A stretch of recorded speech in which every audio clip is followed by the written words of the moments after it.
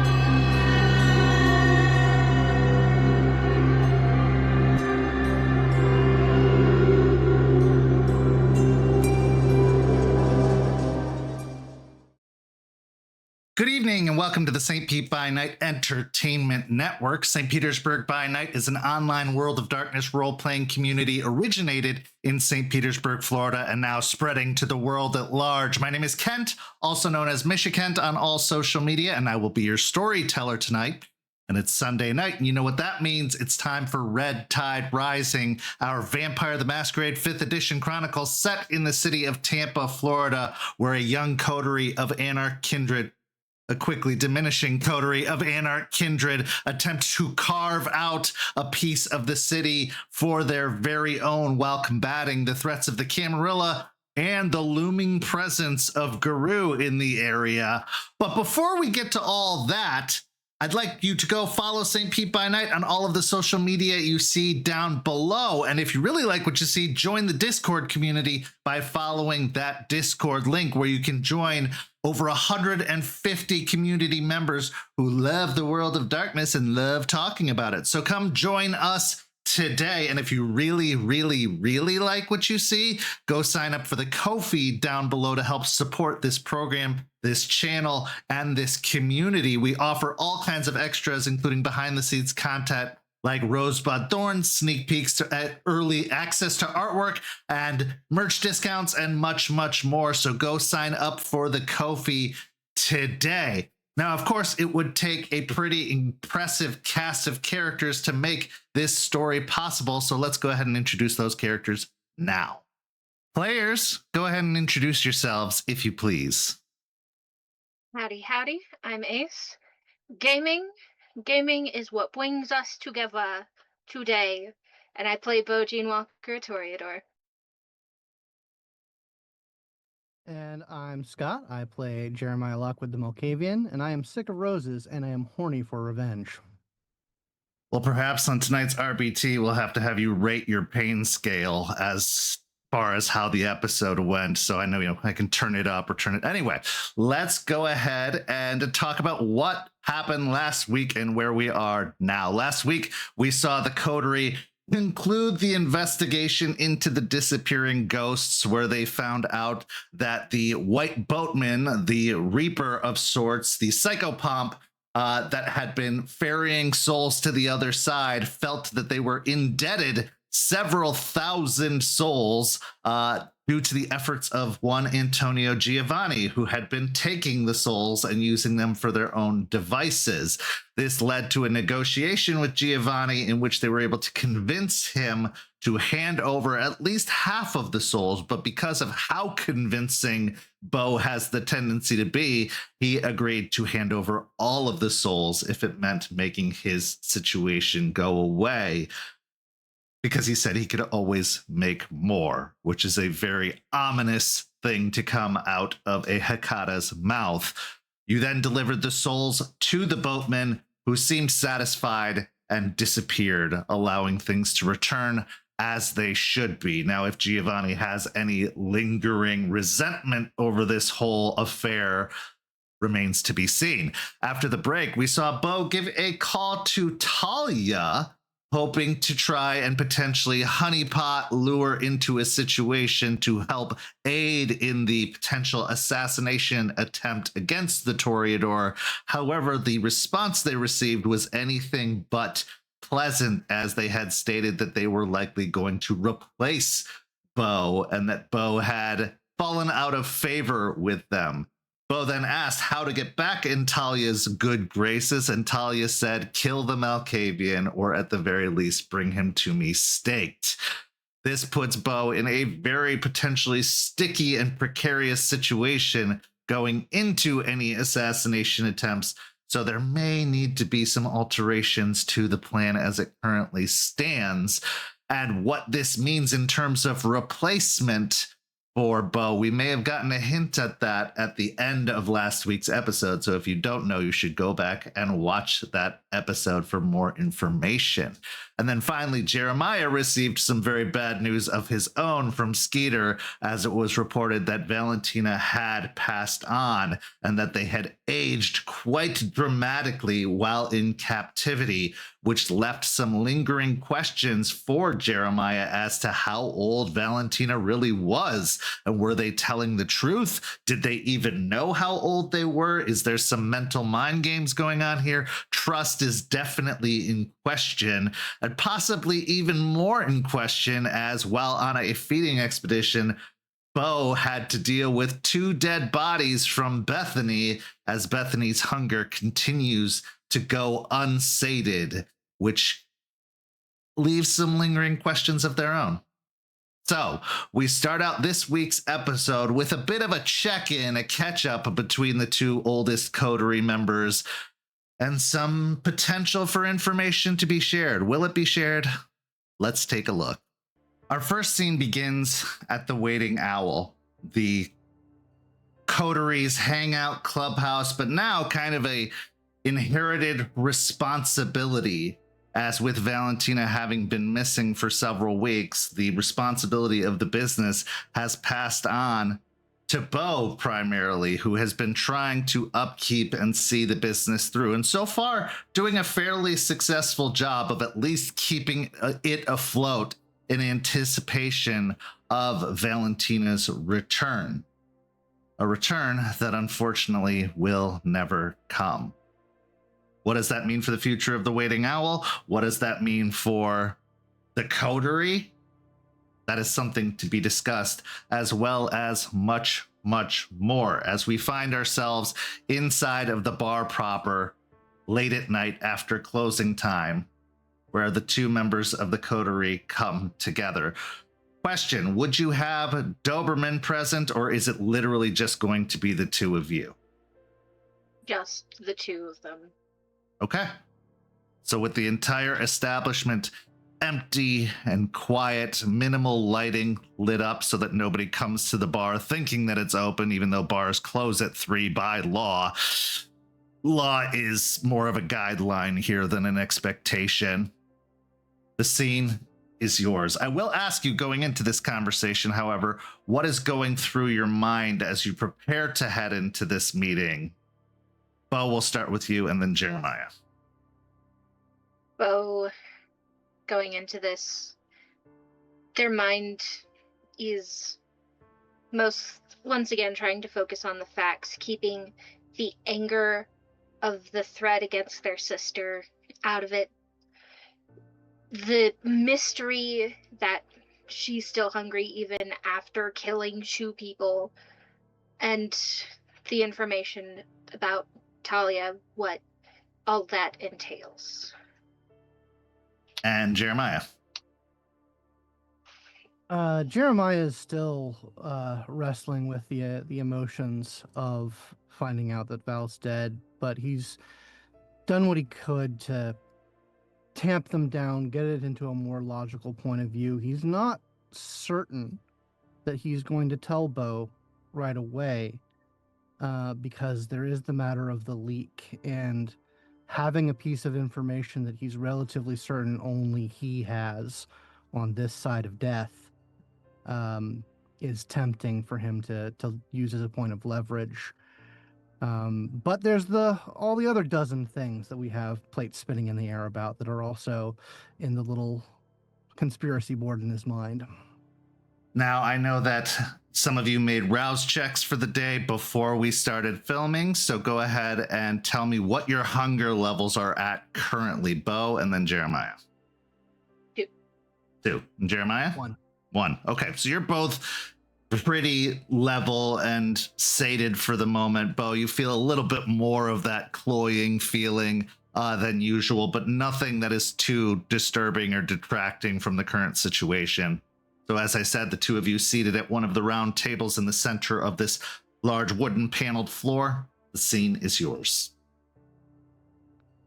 Thank you for coming, Jeremiah. Always. I mean, we've been up in the air for a bit. Time for a check-in. Yeah. How you doing?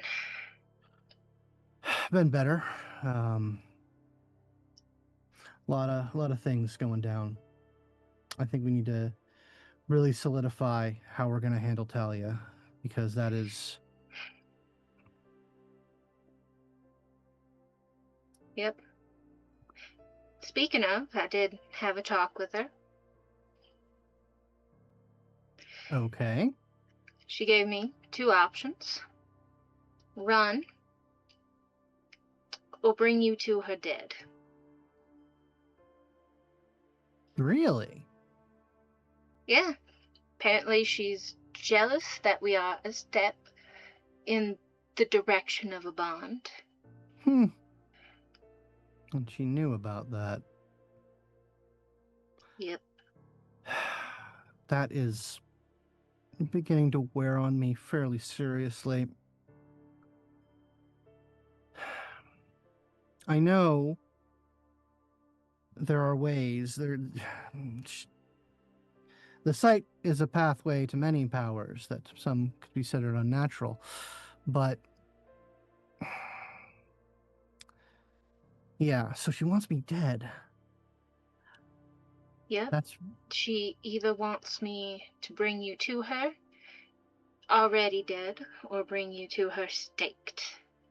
We can work with that. That's fine. I mean, if we just bring her ashes, then hopefully she'll be dead by the time she gets to check them.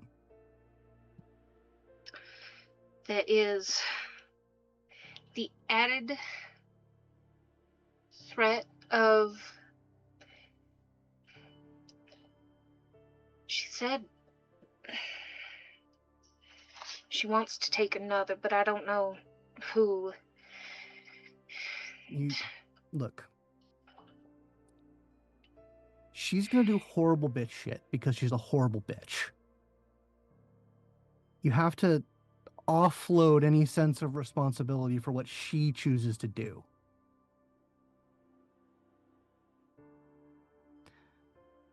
But like I said, we can work with that. We can get a roughly me-sized pile of ashes in a baggie. And that actually, yeah, that works, because if you've killed me, then that would be an excellent justification for why you're on the run, why you're desperate to get back to her. Yeah. But if she knew about the bonding,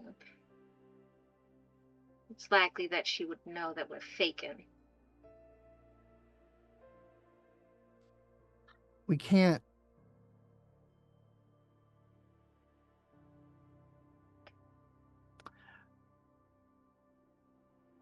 If she knows everything, then she knows everything. We can't limit what we're trying to look. We can't be. You're not wrong.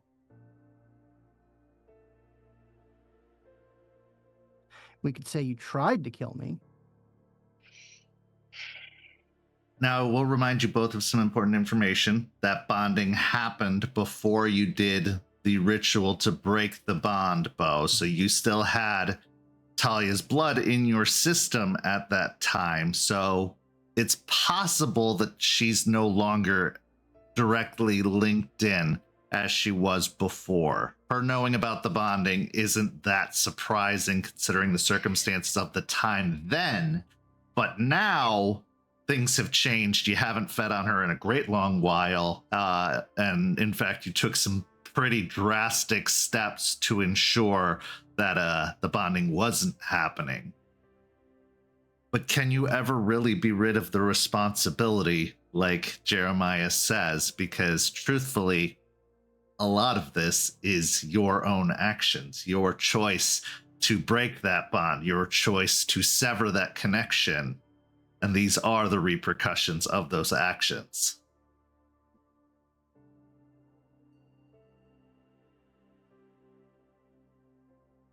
If she can watch us while we plan, then we're fucked. What are we going to do? Just not plan?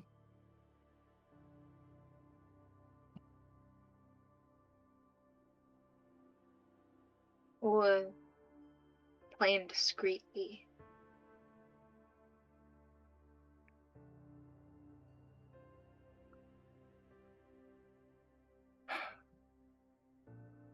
I have my own plans.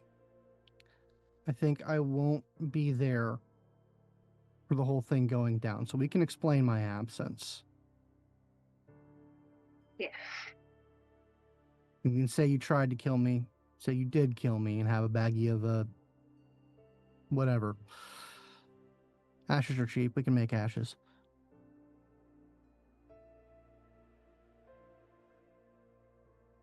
Regardless, I think the best idea is you come by sea. We'll get a boat. We've got options for that. Come by sea. And then either she'll come to you or she'll send people. And if she comes to you, then she's exposed.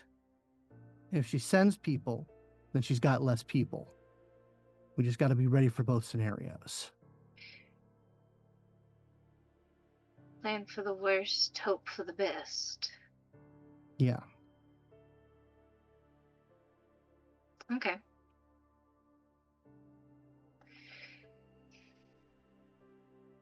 Ashes are easy to fake. And that would explain you not being there. Killing a coterie mate would explain why I want to come back. But I don't know if that would raise my questions now. That's Regardless. down the line. Could I have both of you roll me an intelligence in occult or intelligence in medicine?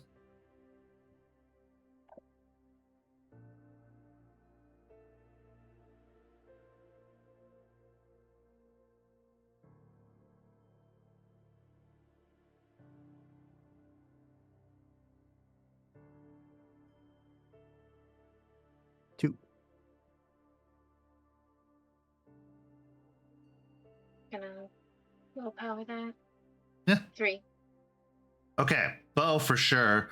Jeremiah, you're pretty sure. When a kindred is killed, they go back to their state of death. Since Jeremiah has not been dead a very, very long time, it's less likely that ashes would be convincing unless with a story accompanying it about how the body was burned. Otherwise, they would be expecting at least bones, if not a corpse in the case of death. So you probably have to factor that into your planning of if you're going to bring ashes, you better have a story as to how they became ashes. Otherwise, they're going to be convinced that you are trying to fake something because, again, Jeremiah's not been dead that long. Even if he had been a corpse this whole time, he'd still be bones at the very least.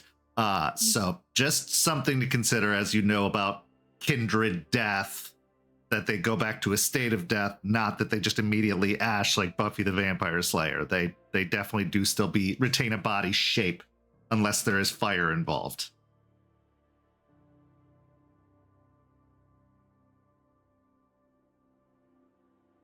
Yeah, I mean, Mm.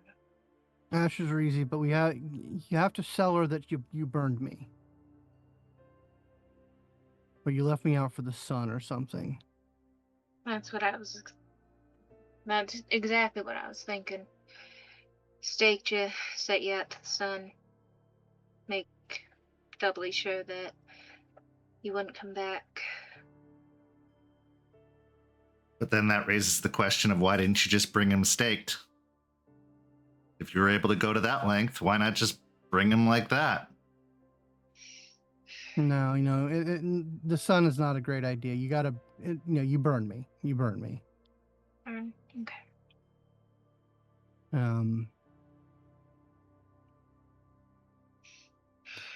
We can, I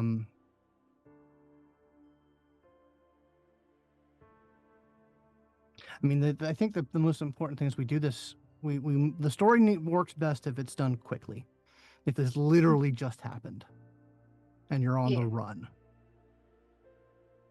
because I'm going to be doing something else, and it's possible that that'll get back to her.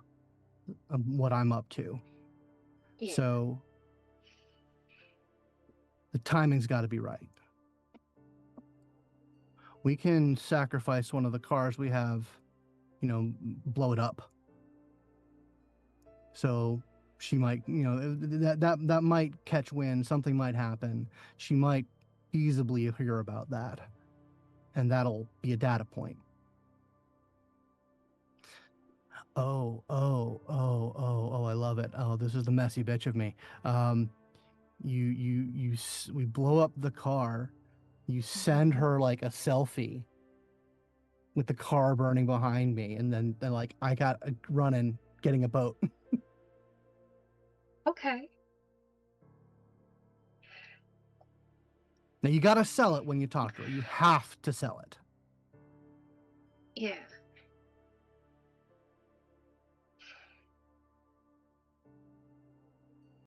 Because the more she believes it, the more she'll be willing to commit.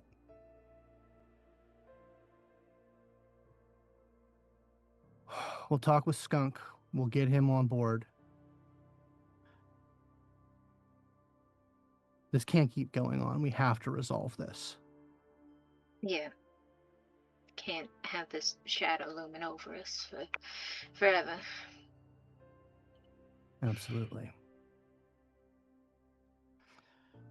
All right, I'll talk to the drivers. I'll make sure we'll find a car that we can get rid of. Because we'll stage it. We'll set it up. We'll make it look good. Mm.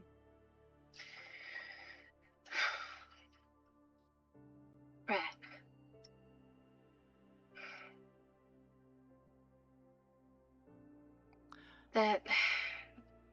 That eases one burden. How are things going with Bethany?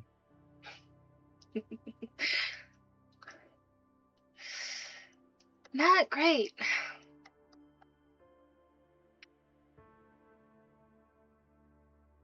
Been trying to figure out how to approach this as calmly as I can. And I am staying calm. You threatened my sister?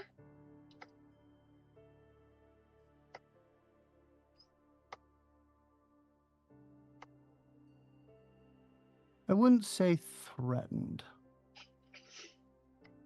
Told her if she killed anyone, you would make her life a living hell. That's not a threat?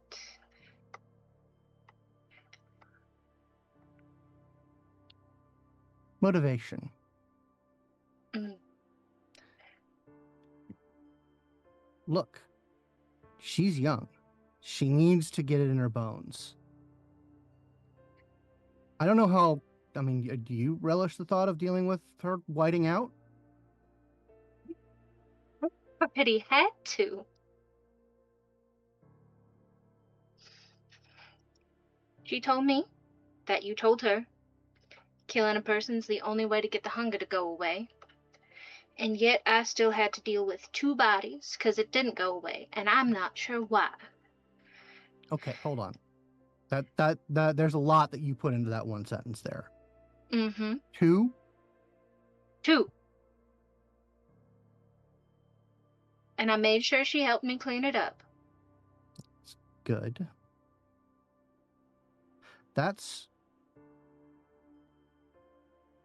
Huh. 2. Mm-hmm. Jesus Christ. And it didn't go away from the first one. Mm-mm. There are a lot of problems with that. You think I don't know that?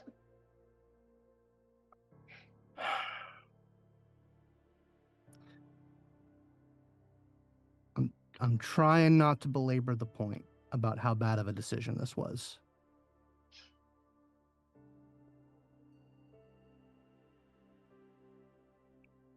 But it's what we have to deal with right now. 2. Mm-hmm. That's so weird because, like, That's why I know that when they get, I know that old bastards like Vesper, that can happen. Mm-hmm. And that only the blood of kindred can do it. I don't think I've ever heard of someone that young right out the gate. But if it's the same thing, then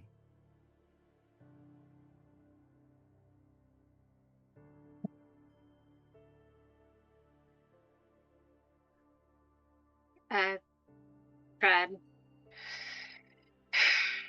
doing some searching on my own and found nothing. I'm gonna see if I can maybe talk to Solomon. I might, when I bring Talia to Vesper, I might talk to him about it. planning on bringing Talia to him? Yeah, I have a debt of a kindred. Let's pause on that because Mm-hmm. we want her dead. Yep. This kills 2 birds with 1 stone. Are you sure he's going to kill her? Or is he going to keep her around and use her for something else? I don't know. Part of me honestly doesn't care as long as I get that debt off my back. I've been thinking about that. Mm-hmm.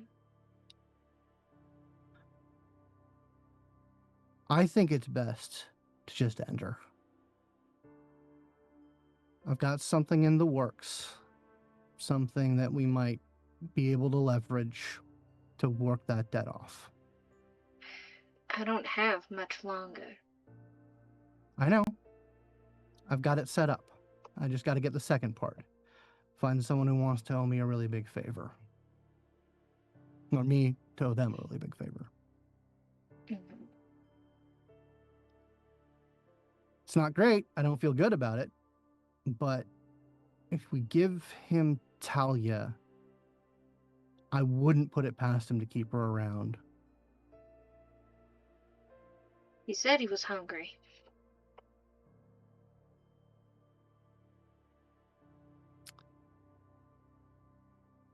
He's a fucking liar.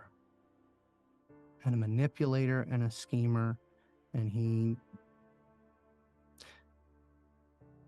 How will you feel a year down the line when she comes back as some flesh-melded monstrosity with her face still on it?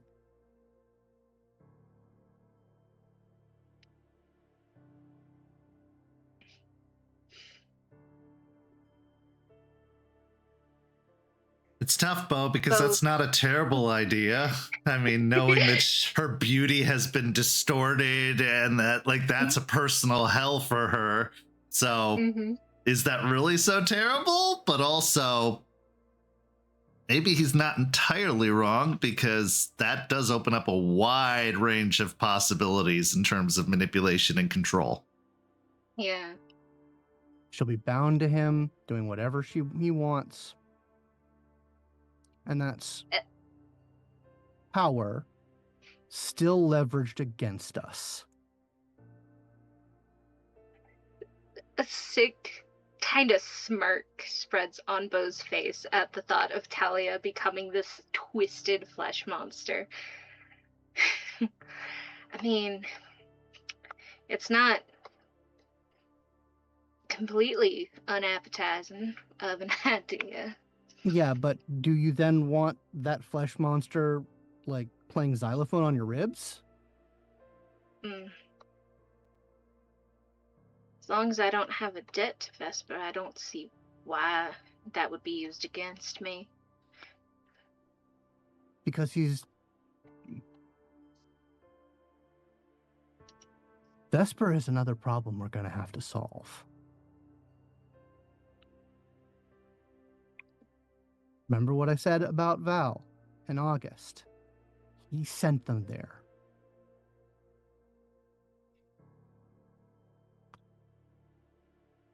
Why did he send them there?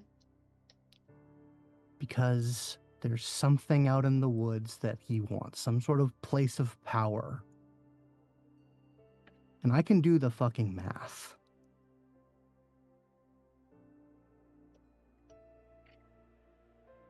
You cannot trust him.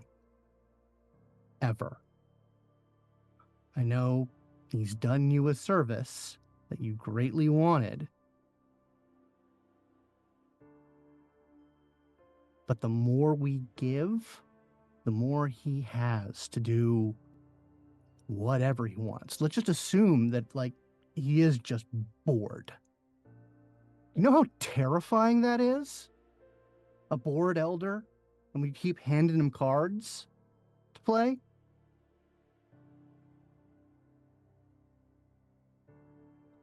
Yeah, I do see a point there. I'm working on something. If I can get it together by the time the month comes up,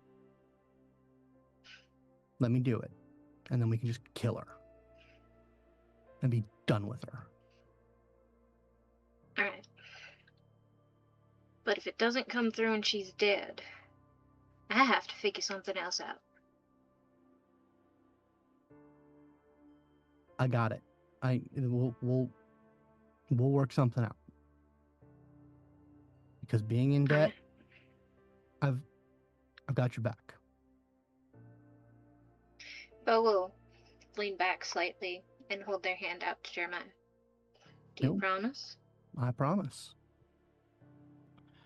We're the only two left. We have to be there for each other.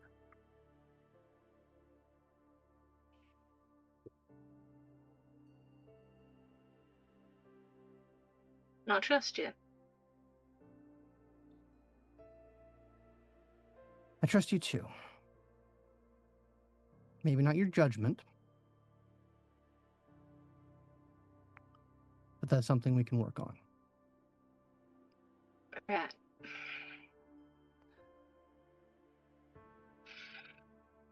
Do you actually trust her? Or trust him? Do you actually trust each other?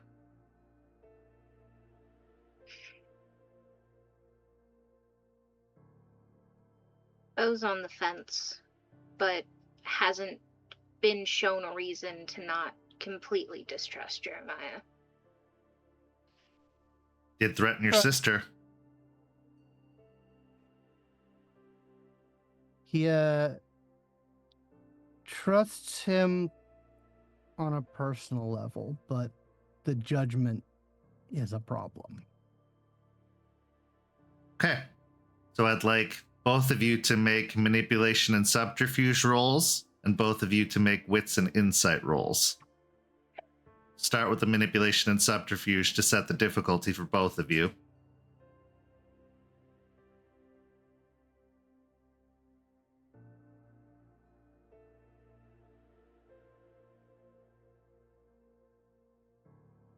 What search?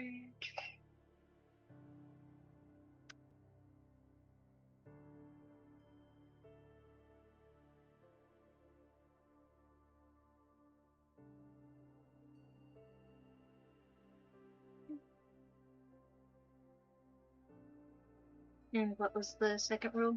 Wits and insight.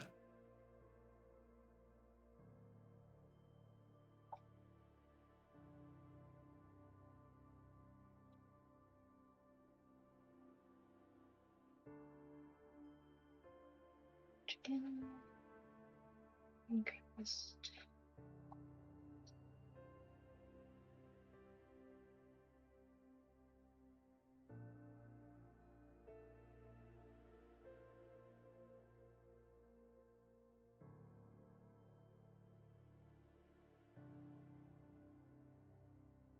Right? So I got 4 on my manipulation subterfuge. Okay. And 5 on my wits and insight. And Beau? Got 3 on my manipulation subterfuge and 2 on my wits and insight. Okay, so Beau, for you, Jeremiah is telling the truth completely. He clearly trusts you. Aside from that little bit of clear apprehension, but that could just be nerves. It could be, I mean, he's telling the truth. Jeremiah, the apprehension from Beau is a little bit more clear. It seems like they are being honest, that he is saying what he feels, but you can tell that there is still a little bit of questioning, and it's understandable, especially in kindred culture. So it's not necessarily something to be worried about. If they were bold-faced lying, then that would be more of an issue. But the fact that there is a lot of truth in it tells you that, yeah, I mean, they're understandable to be a little bit twitchy right now.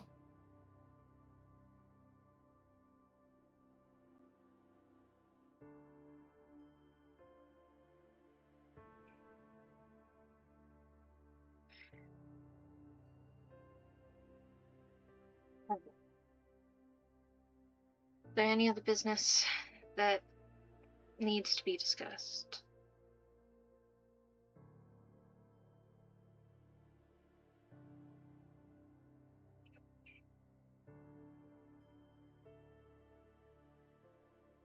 Jeremiah comes to a decision. It's less that he wants to shore up Beau's trust, and that if he finds out later, then that will push him further away. Yeah, Beau, there is something. I'm all ears. And Beau will lean back in the chair, putting their arm on the back of it.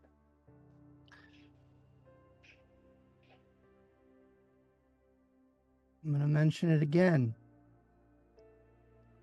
Vesper sent Val and August to the wolves. And now she's dead.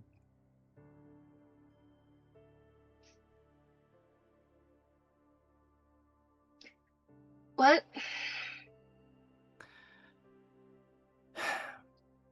Say,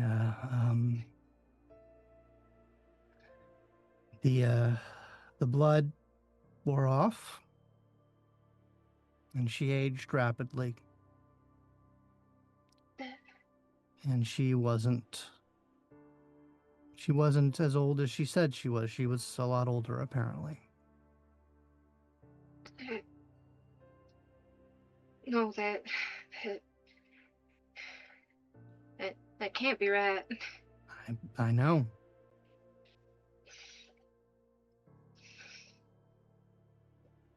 She either was lying, which I don't think. I don't really think she'd lie about that. Or something, someone. I think we know who, or at least someone's messed with her head, made her forget how old she was.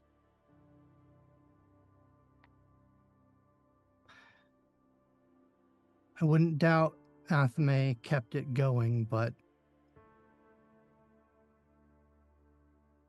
she's about as old as I am. Unless there's something else going on, Valentina is older than all of us.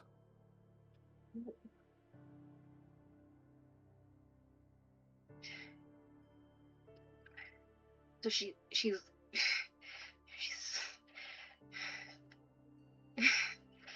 Beau will push back from the table and stand up, start to walk towards the bar, stop, hands shaking,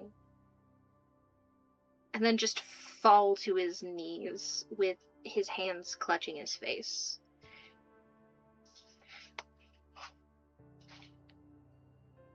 Beau, give me a composure and resolve check. Actually, an unspent willpower check. So no hunger dice, just your willpower.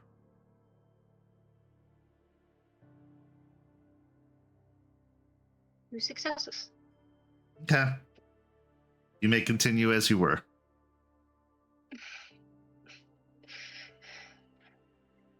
How? What? It doesn't make any sense. No, it doesn't. Until you remember the things that the power of the blood can do.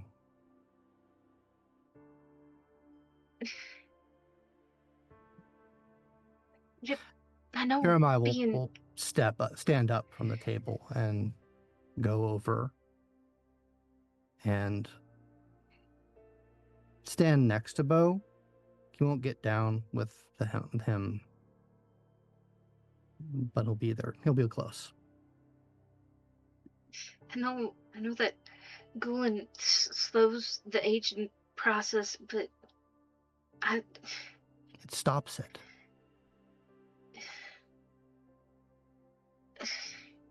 So, if that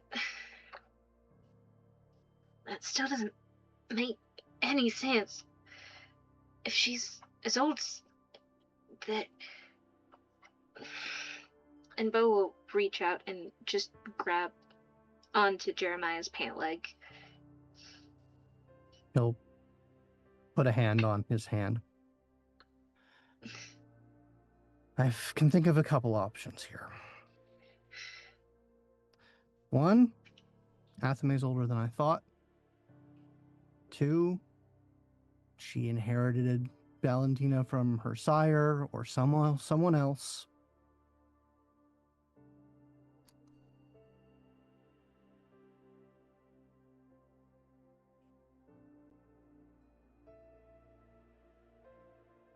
That's the only things that make sense to me.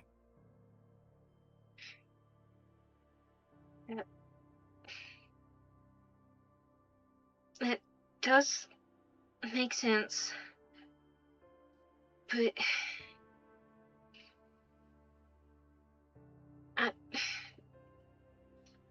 this. I know.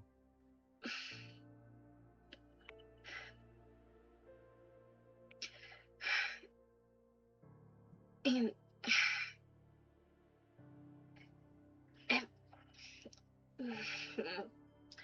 why does this calling it life feels ridiculous? Why does everything have to be so damn complicated?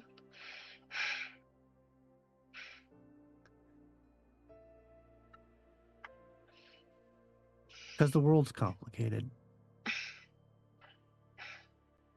It's no different.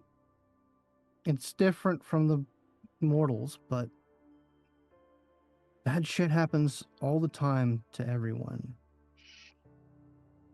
And then we got cursed with this unlife. We have monsters in our chests that want us to kill and feed and destroy.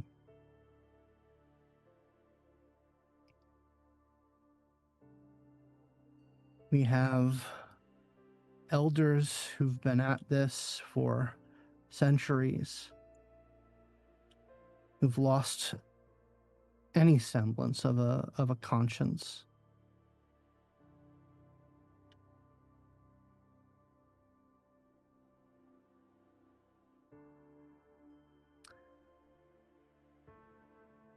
Each one of us has to make a choice every night. Do we keep at it? Or do we greet the sun?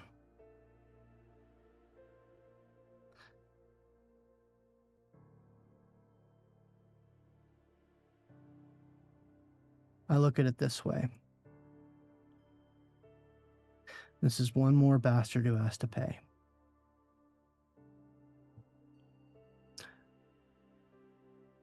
One more strike that we have to balance out.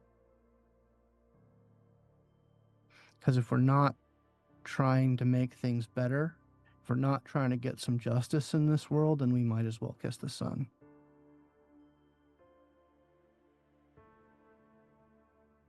Jeremiah, do you ever just wish you could go back to before all of this? Yeah. Yeah, I do.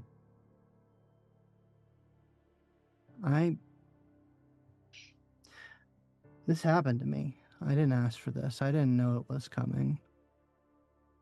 I got turned on probably one of the greatest nights of my life. Drunk off my ass, heady on a election that went my way. And then the car crashed and I woke up with this hunger. Yeah, I want to go back. But I don't want to drive myself crazier than I am on something that I know can't happen.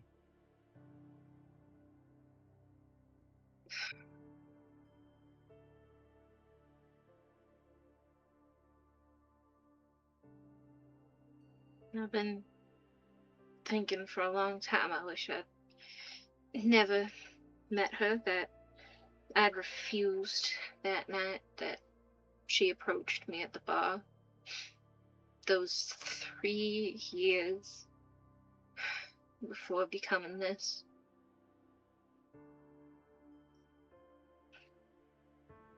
Do you think she actually gave you a choice? You know the things that you can do.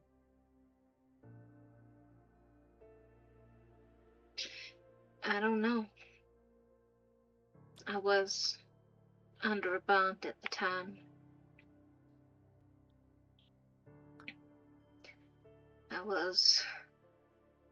It was a moment of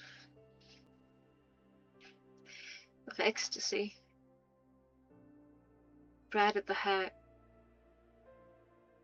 And then darkness.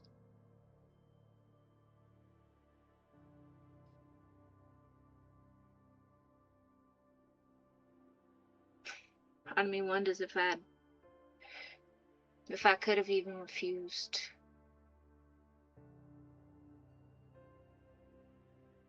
I spent a lot of time on the road after my sire let me go. He didn't keep me for very long. I never really understood why he made me. I don't even think he knows why he made me. But I've talked to a lot of people with a lot of different opinions about what this all is, what it means.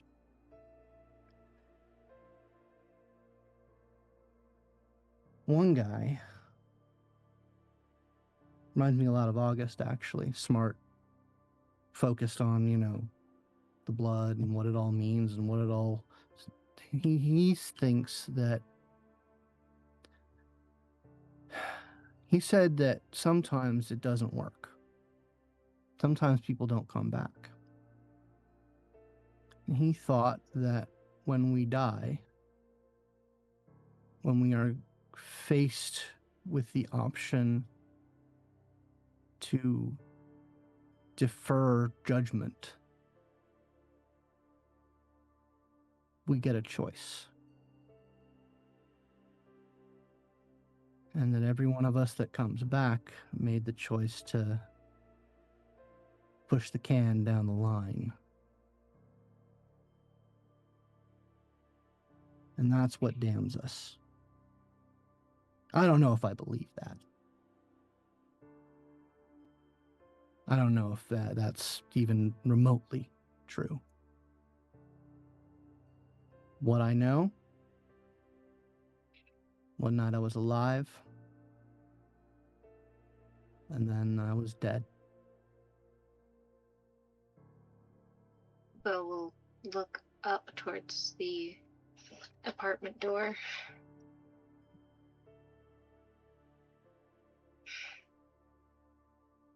I don't know what to believe anymore. I've never really had a solid faith. Hadn't for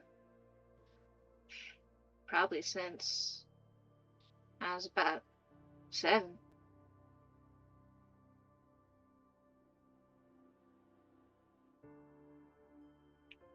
I believed for a good long while. I didn't really have a choice in my family. I mean, college and a lot of psychedelics really kind of broke me free of that. But I can't say that it's all bullshit. Something's got to be going on. Something more than the mundane has to be real. Why not God? Always believed there was some force out there. Just, I don't think it's what Christians believe. Something out there. I don't know.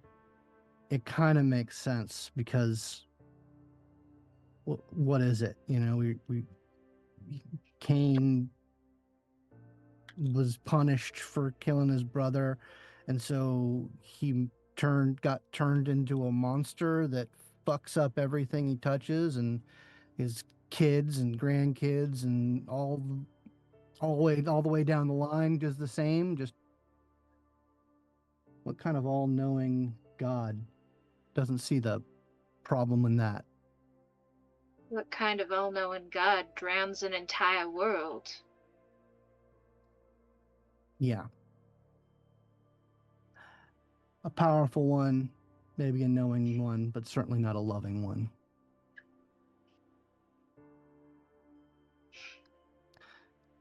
So it kind of makes sense if you put the idea that it's an all-loving God that has compassion for everyone in its hearts and lets us walk around, that made us to walk around. Compassionate is definitely a term. I don't think it applies. So that's why I stopped caring, even if he's up there, even if it's real. No gods, no masters. Yeah. Beau will push himself back up and dust off his knees.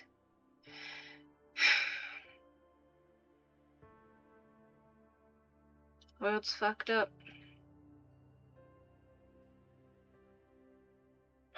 Sure is. But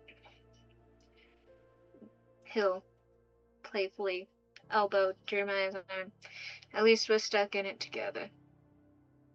Yeah.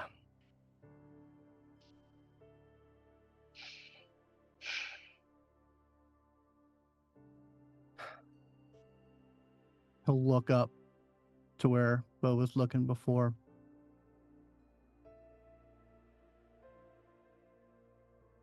We gotta get a handle on that. I don't know. I've been keeping her under even more careful watch than usual. It's only a matter of time. If she can't even...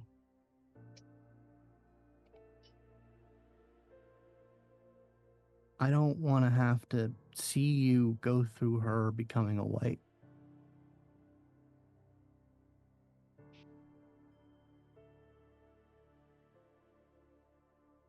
I also don't want to see her dead. Because everything. I just don't know what to do.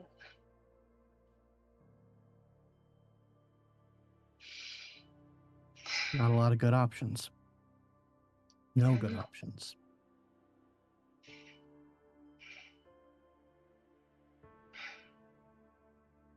None that end in any sort of...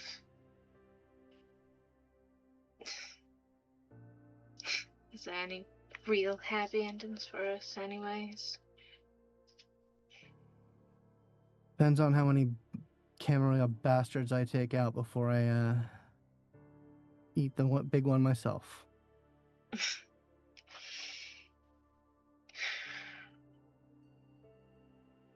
There's one that I want to try to save from them.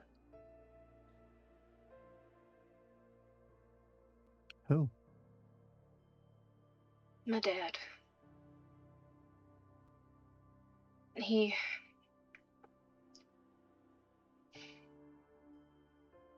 recently came back into my life. Quite suddenly. I think I told you when it happened. Yeah, you did. But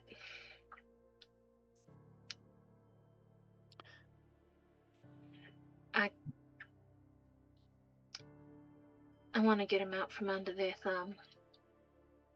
Is there like a family curse? Did the walkers like piss off some Appalachian god or something? Something out in the mountains one of these nights? I don't think so. As far as I know, all of us stuck to Florida. But 3 in 1 family is a little... You might want to look into that family history, because whew.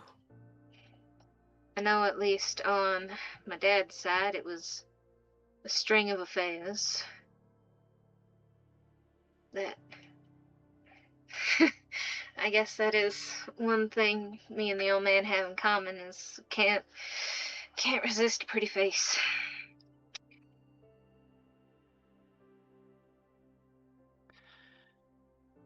Well, if you want to save them, there are worse things you could do. I should meet him. Yeah.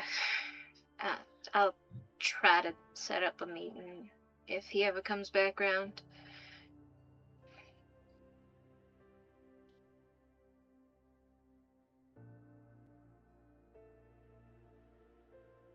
All right. I gotta get going. There's I gotta go pick something up at my haven.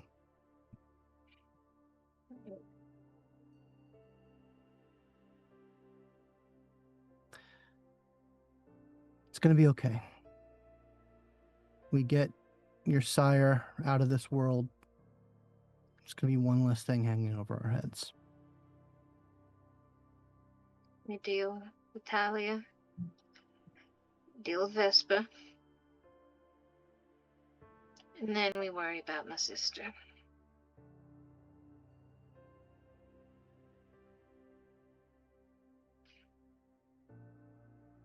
As the conversation, go ahead. Gotta get the big fish out of the out of the pond first. You should definitely talk to Solomon about it. He might know more. He might have something he can do. Yeah. If we let it go for too long, it's going to become a really big problem.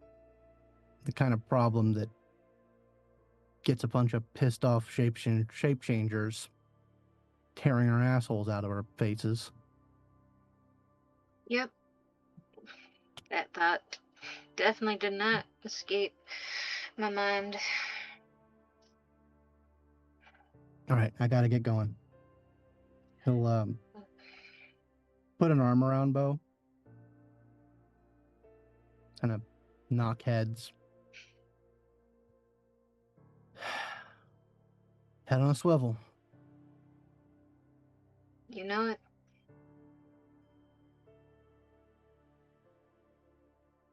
As the conversation ends, Jeremiah heads out to their vehicle to return to a place that they tend to avoid as much as humanly possible, or as much as kindredly possible.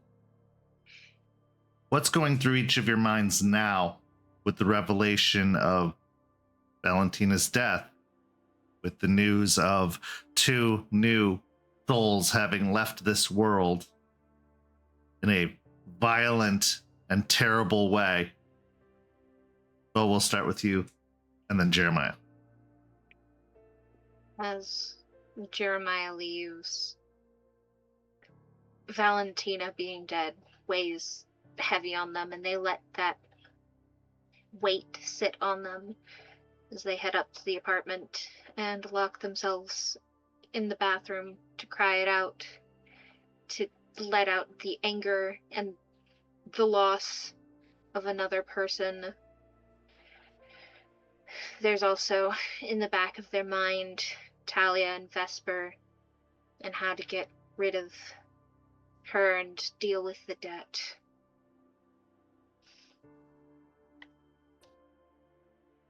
Jeremiah.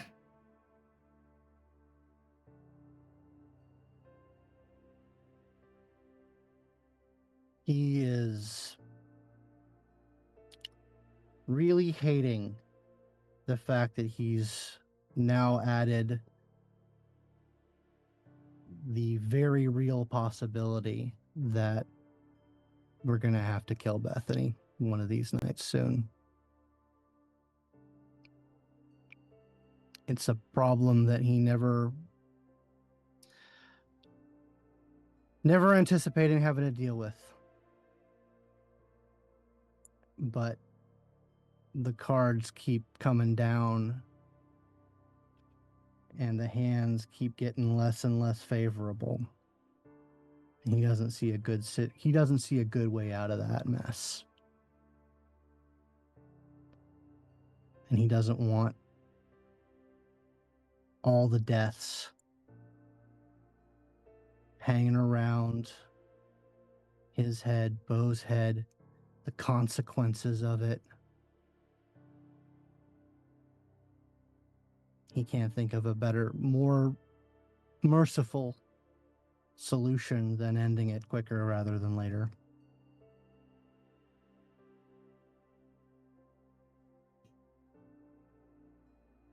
Truth is often mistaken for fact. People believe if something is true, it must be factual. But truth is actually a tapestry woven together of several different threads. One of those threads is fact. But then there are also other threads, like morals, beliefs, hopes, dreams. We put our own impression upon truth, which makes it a little bit more muddled, a little bit more unsure, convoluted. So to get to the truth of an origin like Valentina's, there's what they've told you, there's what you believe, and then there's the facts.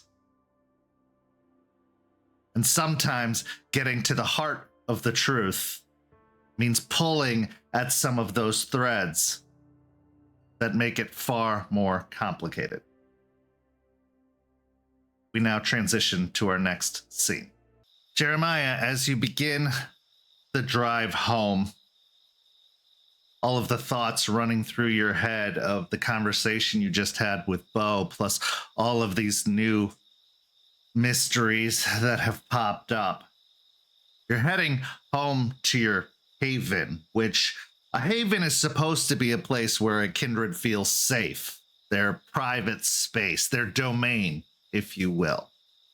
Domain are often discussed in grander terms as far as princes and the Camarilla and the territory that they hold, but domain can be as simple as one building.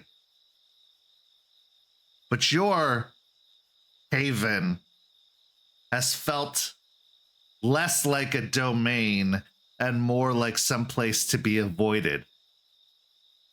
Why don't you go ahead and describe your haven for everyone? Jeremiah's haven is an apartment in one of those complexes that's, kind of built like a motel. It's not a big building. It's, just sort of a strip of a couple of different buildings that are connected. 2-story. He is in one of the corners of the building on the lower floor. It's got the least windows of any kind. There are still some, but he's got them blacked out from the inside. He goes up to the door, closes his eyes, and just sort of visualizes what's inside, maps it out, gets what he knows to be the realities of the space in his head. There's a small entryway, closet to the right, kitchen in front. There's a mini fridge. There's not a big fridge. Dishwasher, sink. Then to the left, small living space.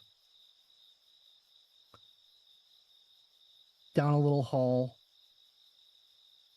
Bedroom, bathroom on the left. Laundry room on the right.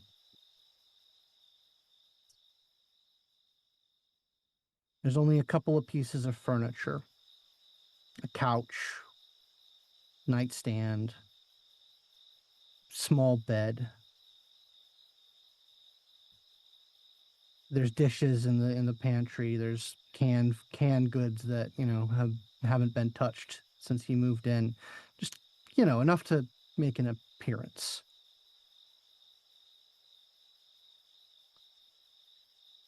When he's got that in his head, he will loosen his tie, pull out his keys,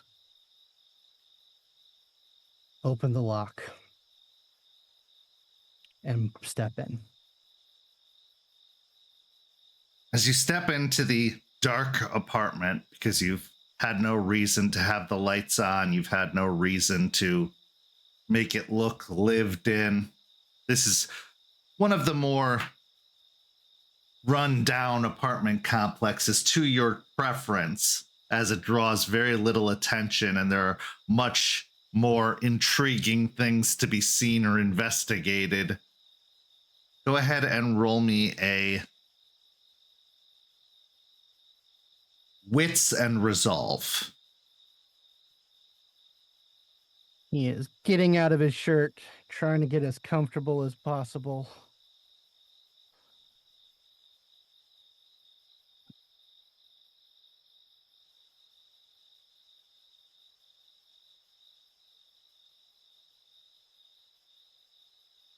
Three successes. Okay. As you step into the dark space, closing the door behind you, almost immediately it falls into complete and utter silence as soon as the door engages in the door frame. You reach over to the wall and flip on the light switch. And what you find isn't a small entryway. What you find is a long hallway. A long hallway that in fact stretches so far it would take up a majority of the apartment complex to find its end. As you look back to the door behind you, it's not there. As if it completely evaporated into thin air. Now, down this long hallway, there are doors lining either side, as well as one door, a red door, at the far end. So we're going with House of Leaves this time. Great. You start to hear almost ethereal-esque whispers all around you. You hear the sounds of almost like a breeze rushing through cracks and spaces that you can't see. You start to hear murmuring voices speaking, but unintelligible, as if they're overlapping one over another, as if they're all talking at once and nobody's truly listening. Shut up.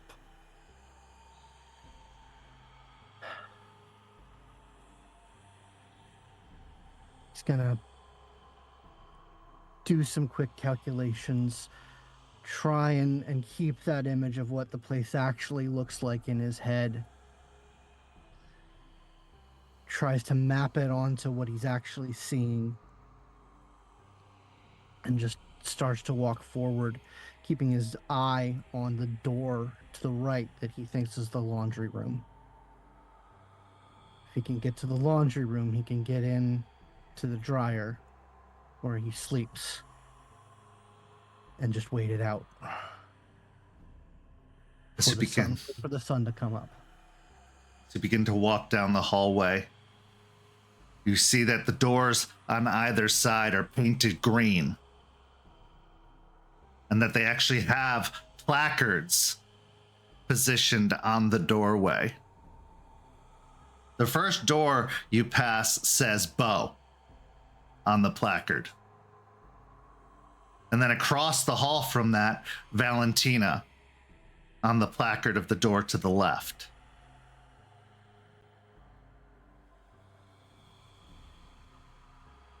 Nope. You'll keep going past. As you force yourself forward, avoiding the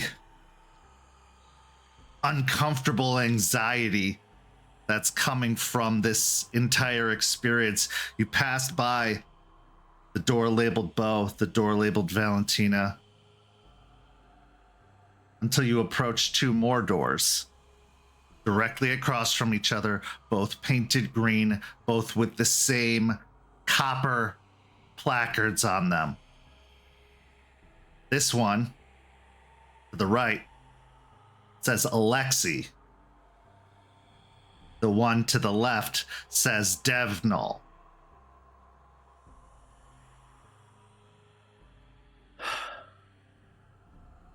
As you feel yourself falling into madness, dive. He'll go for Devnal's door.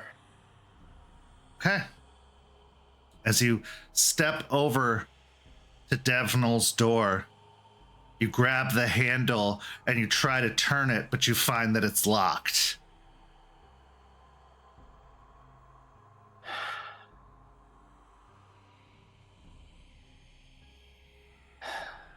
No fathers. He'll turn, look at Alexei's door. Okay, little buddy. He'll try for that door. As soon as you reach for the door handle, you find that this one is in fact unlocked, as opposed to the door across the way. And as you open it, you are almost immediately assaulted by the sounds of many, many voices talking. In the back, you hear the sound of a pounding, heavy, almost techno-electronica-esque beat, and you can see lights flashing, spotlights moving across a large open space, blinding you at times as they flash directly in your eyes before passing over. Stepping in, you see the same green door is behind you, but the interior looks like the dance floor of the Asylum nightclub. You can see the stairways leading up to a balcony. You can see the elevator door kind of tucked away behind one of those staircases. You can see the stage where there's a DJ, a faceless DJ up on the platform that is spinning for this particular party. You can see large speakers just pounding out the beat. You can see people waving their arms around as they're dancing on the dance floor, bumping into each other, seeming not to care about what they hit. Roll me a wits and awareness.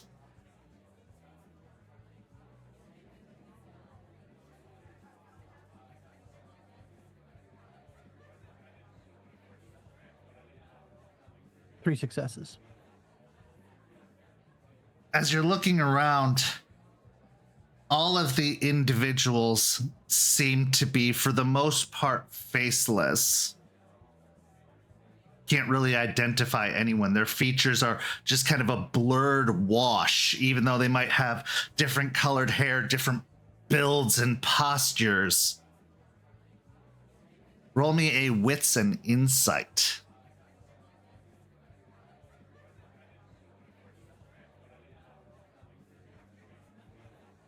7 successes with a critical.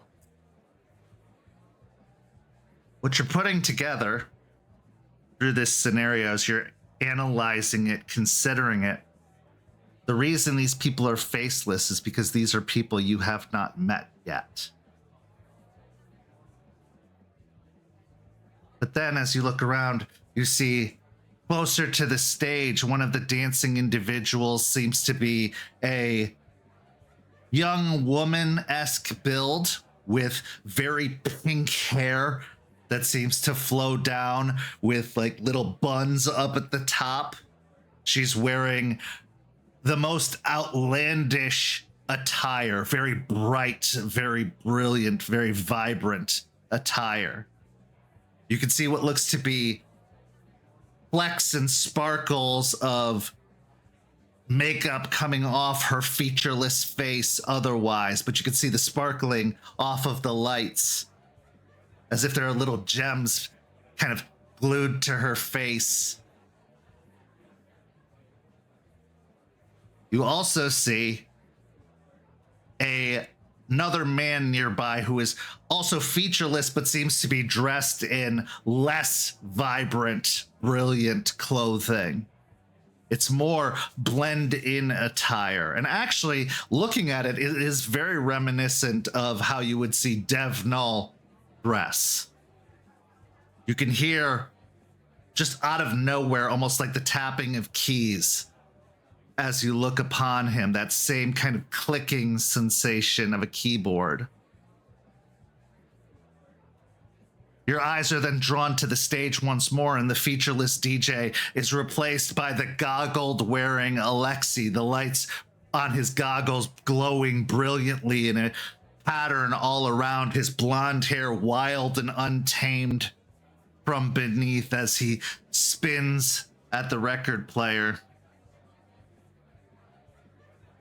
It is a party, but it is a chaotic party, to say the very least. And as you're looking to the corners of the room, you see in one of the deeper, darker corners, another man, except this man has features. He has a shaggy brown beard, kind of unkempt brown hair that looks like it's been mussy and matted for too long. He's wearing a heavy overcoat, jeans, sneakers, a definitely wrinkled t-shirt underneath the heavy overcoat.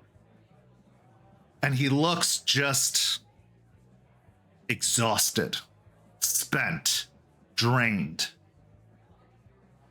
And with that insight check, you know all of these individuals to be kindred. You're not getting the impression that anyone here is alive. Their features are still pale, as if unblushed. And this man in the corner looks like he doesn't belong at the party.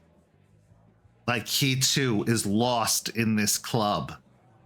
Completely confused, completely out of place, not dressed for the affair, not meant to be at a location such as this.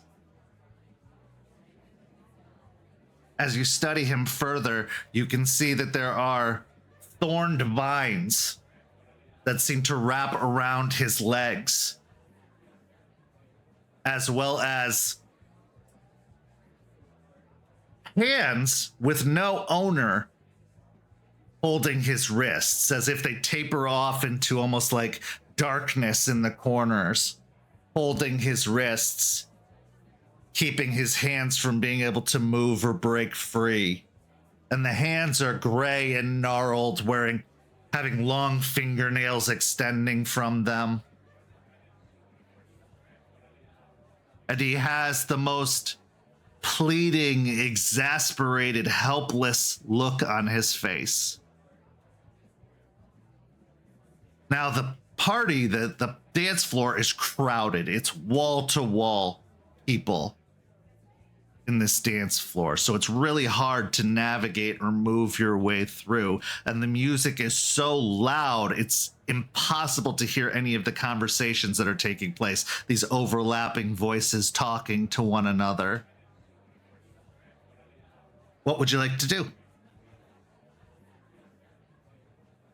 I'd like to make my way over to the man. I'd like to get over to him and kind of grab him by the coat and like pull myself closer to him and say, "Those chains, let's get rid of them." And I'll pull him up and try and drag him into the dance floor. Okay. Give me a strength and brawl check.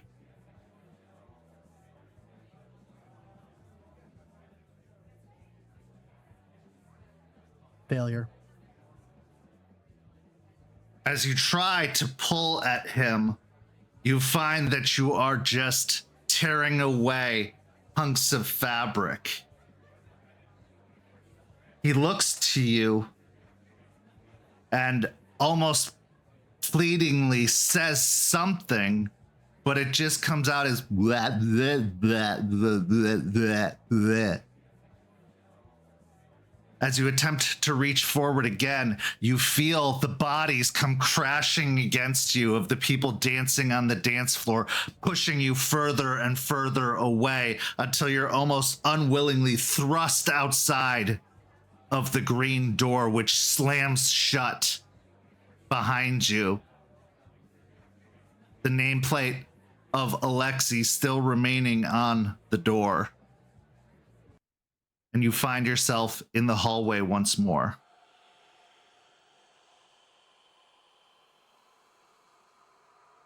There are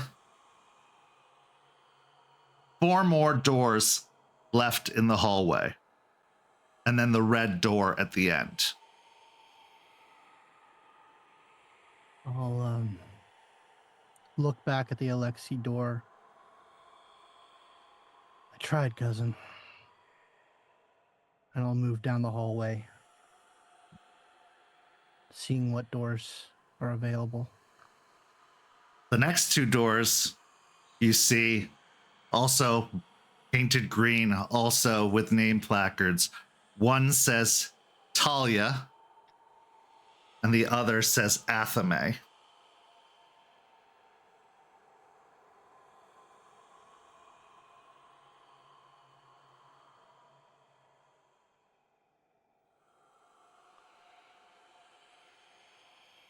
Kind of looks between them. He knows they're both problems. But one's higher up the list. And he'll go to the Talia door. Okay. As you reach out for the door knob, grabbing onto it, you feel a piercing enter into your skin as if there are thorns grown around the door handle itself. You may choose to try and proceed. However, you will take a point of aggravated willpower damage to do so, since this is not physically happening to you, but it feels like it is. If you wish, you can grab the door handle and push it open, but as I said, it'll take an aggravated will to do so. I will take that damage. Okay. As you grab the door handle, feeling the pain in your hand, but truly the splitting pain in your head, you turn the handle and push the door open, forcing your will into it. As the door opens, you find yourself in what looks like a botanical garden. Around you, there are brilliant colors, blooms attached to these almost alien-looking plants, possibly very, very exotic bushes and trees. There is a cobblestone path, but the cement or whatever makes up the cobblestones to hold them together is filigreed in this golden edging, as if the cement is made of gold, holding all of these cobblestones together. As you walk through the long and twisting path, through these various plants, the colors change from the brilliant blues and purples and pinks to red and black. Red rose bushes and black rose bushes. You continue forward and eventually you walk under an archway of these intermingled red and black, as if one side merges with the other, coming together overhead. And there you see Talia sat at a round table that seems to be made of iron but is painted that same golden filigree that makes up the walkway.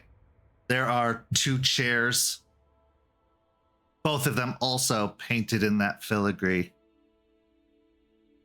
Talia sits at one of the chairs. The other chair appears to be empty. And sitting on the table is a potted plant. And growing out of the plant is the makings of a small rose bush with a couple of blooms coming off of it. She stares dotingly at the blooms, kind of touching them one after another, and that's when you realize there are two blooms coming off of the rose bush. She runs her finger gently along one, and then she reaches beneath the table and pulls out a pair of gardening shears and snips the other, letting it drop to the table just underneath the bud, so that the stem is still there, but the bud is gone. And as the bud hits the table, all of the different petals just start to drop off of it, as if it's dying, falling apart right in front of you. All the blooms withering away from it, the different petals wrinkling up and shriveling in on themselves.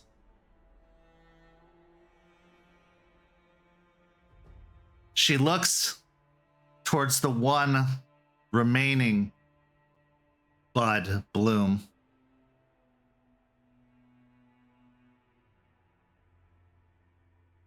If I can't have one, there are plenty of others to choose from. And she runs her hand through the bush, and 5 more blooms pop up almost suddenly out of the bush. I can have them all.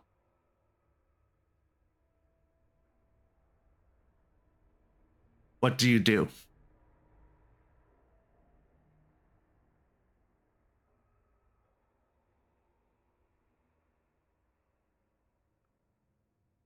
I will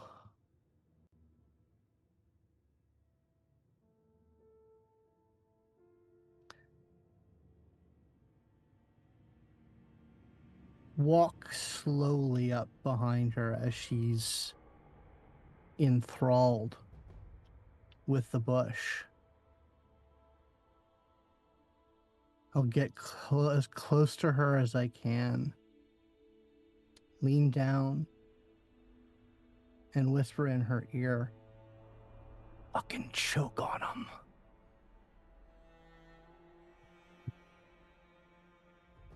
She seems like she doesn't even notice that you've said anything, doesn't react even slightly to your looming presence.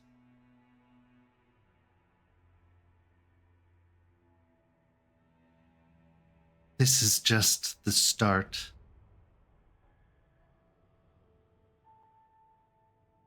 And before you can say anything else, you feel yourself being pulled away like a camera lens stretching to the long perspective. And before you know it, you're faced with that green door once more, with the nameplate on the front. There are 3 doors remaining, including the red door at the end. There's still Athame's door across the hall. I checked the lock on that door, on Athame's door. It is locked. I'll get to you. I'll head down, checking the 2 remaining doors on the sides. One door says Vesper. The other door says Hush.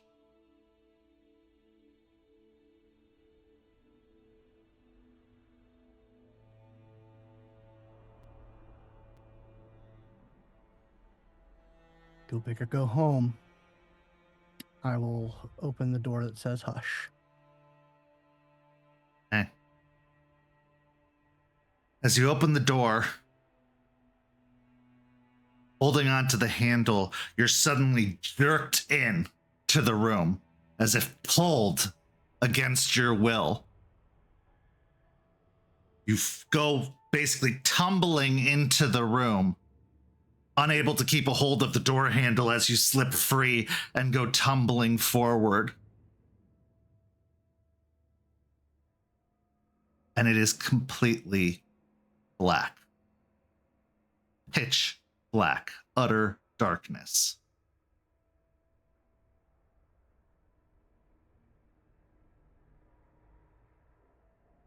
Sitting there It's cold. It's empty. And then a spotlight shines down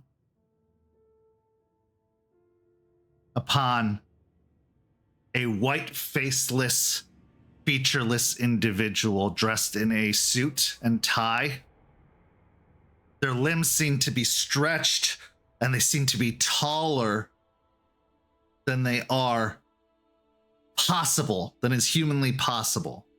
Long limbs, hands that stretch down as if they'd be longer than his, or lower than his knees. Very reminiscent of something you might have found on Creepypasta a decade or so ago.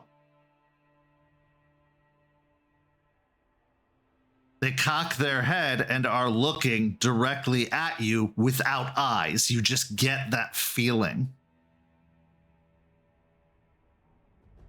And their hands are folded on their lap, their legs crossed.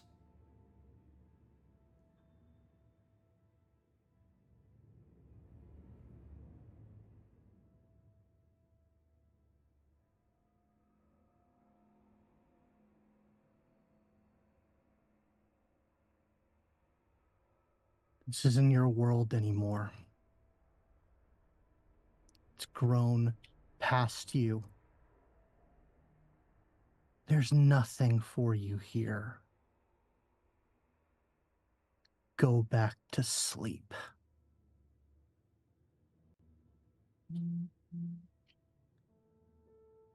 If you take me from this world, there is nothing to stop what comes next.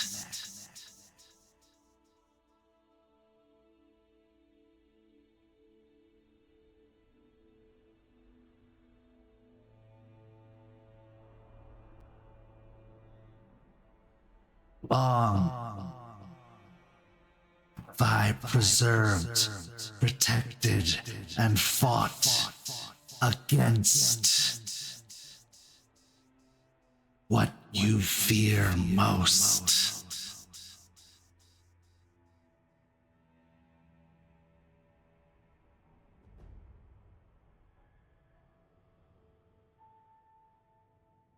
I doubt that.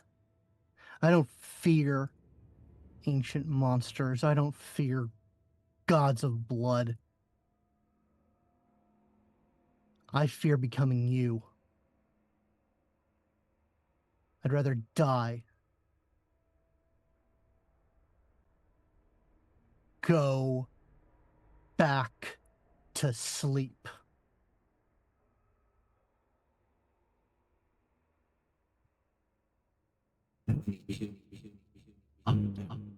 A fool. For you walk amongst monsters, even more terrifying than I.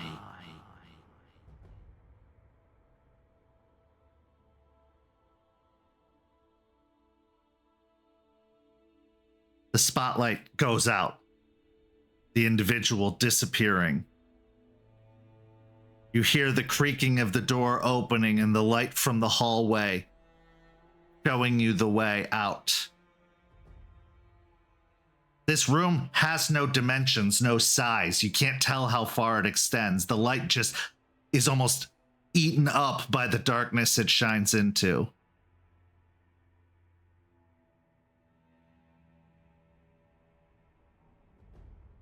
I'll walk forward anyway, turning my back. Out of the room or into the darkness? Out of the room. I said what I needed to say. As you step out, the door shuts behind you. You are staring across the hall at Vesper. Now there is the red door at the end of the hallway. I'll check Vesper's door. Yeah. As you touch the doorknob, Your hand recoils as you feel a heat coming off of the doorknob. The kind of heat you would feel as if you were to approach a room and there is a fire behind it in a burning building. The way you were taught since you were a child about how to check when you're trying to escape a burning building.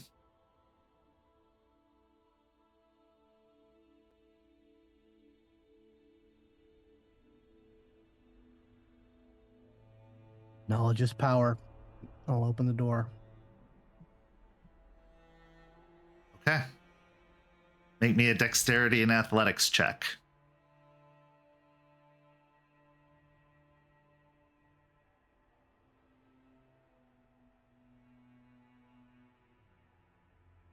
Can I surge here? Yeah. I'll do so.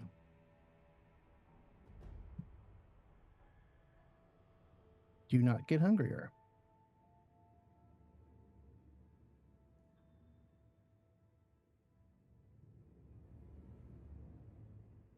Four successes. Okay. You find yourself having to leap out of the way as you push the door open and a gout of flame comes out of the door. It scorches across one of your arms, burning and blistering up your arm, doing another aggravated willpower damage. Because while it feels like it's on your skin, really it's just burning at your mind. And as you leap out of the way, the initial gout of flame passing out, it eventually settles once more, even though you can see that the carpet in the hallway and some of the molding has burnt and started to peel and crack. Inside, it is just a roaring inferno. To try and get in is to walk into flame and to burn.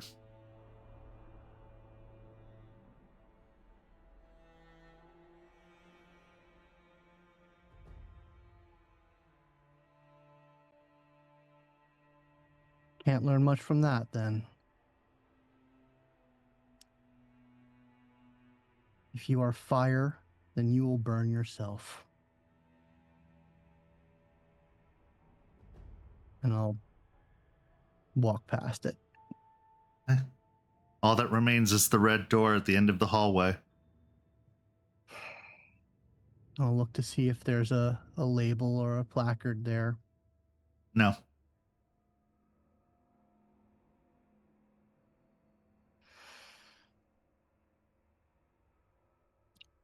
Knowing what he's gonna see, he'll look behind him. See the long stretching hallway with the doors on either side.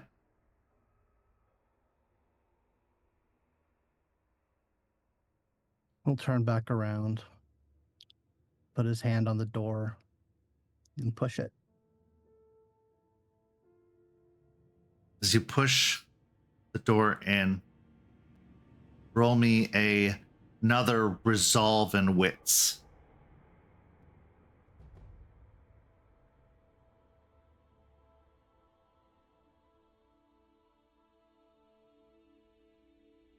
And you can search on this as well if you'd like to.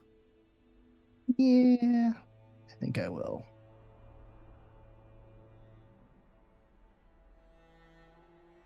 Do get hungrier this time. Been rolling. Well, those have been real good for me this game.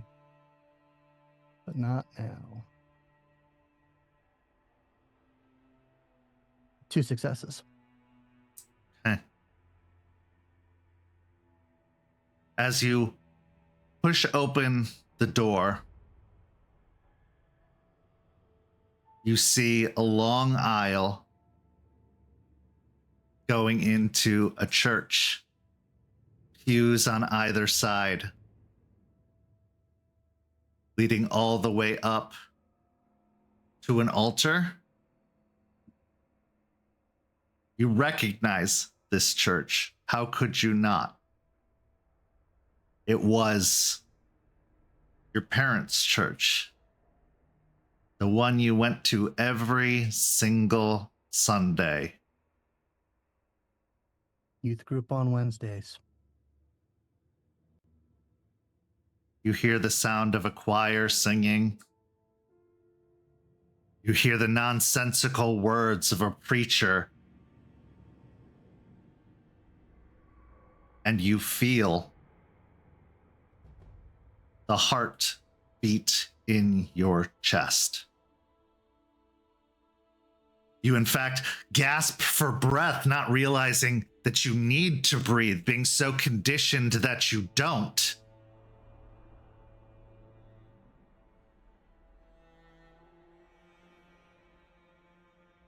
You know.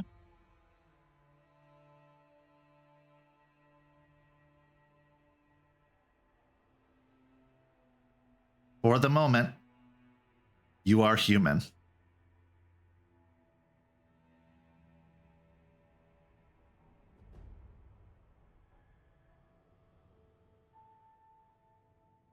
You see, sitting in the pews on either side, again, those same faceless individuals, but dressed in their Sunday best, all staring ahead, up at the preacher.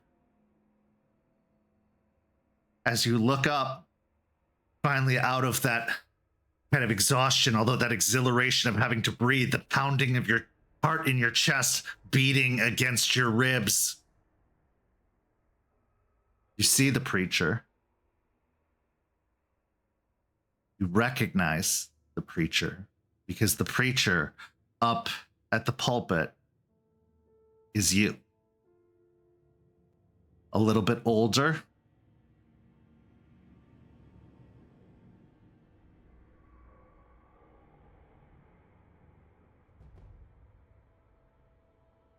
I'm going to march up the aisle.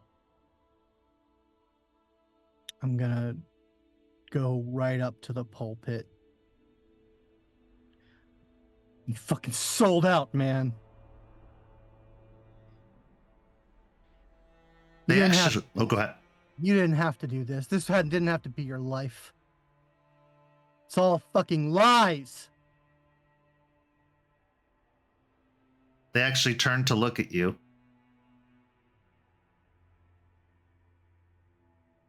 If it was, we'd still be alive. I didn't sell out. You were damned.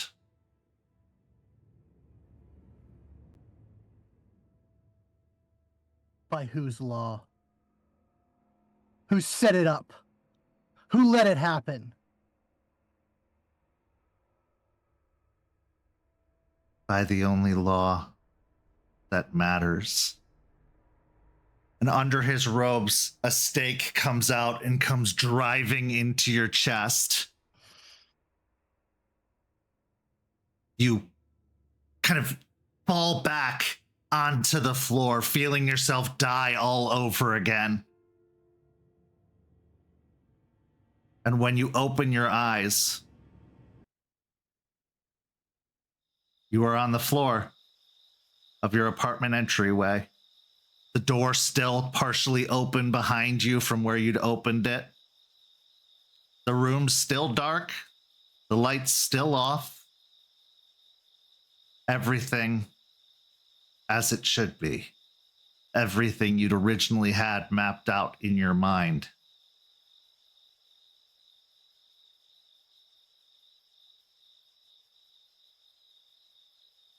God, I hate this place.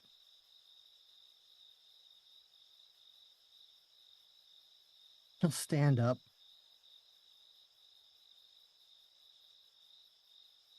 Check the clock. Too close to dawn.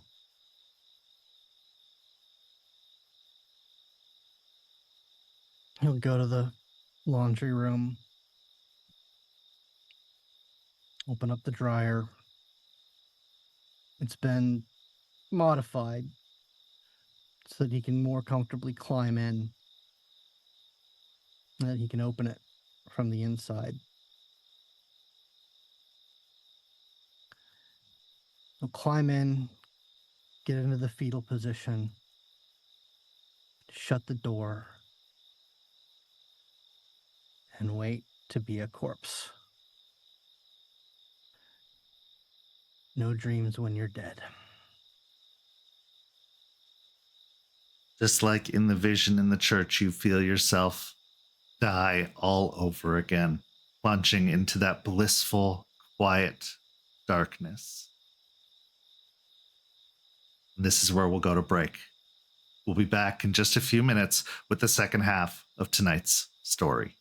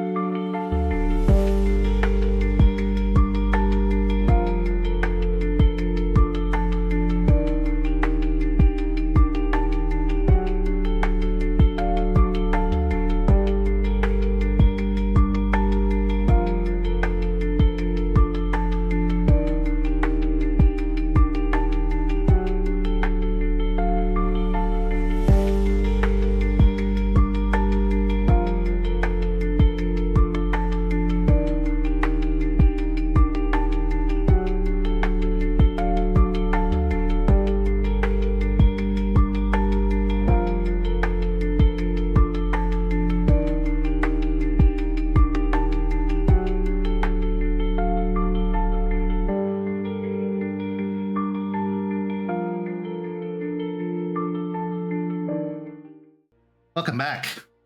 As we return, we find ourselves the next night, still within the waiting owl. You just ran the business for the night, and it went well, all things considered. You've noticed that the business is maintaining, but not really rising. It's not excelling. You're getting the same regulars most of the time. Maybe a couple of friends brought in from time to time of those regulars. You have performances happening most nights, but mostly just by local musicians, the contracted musicians who come in. After you close up and lock up for the night, you start looking, because you're looking for something or someone very specific. So go ahead and roll me a wits and investigation.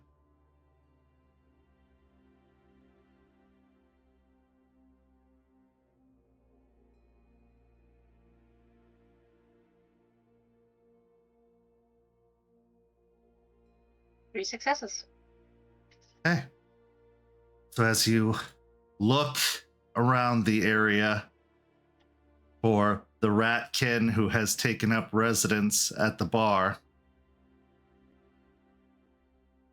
you eventually hear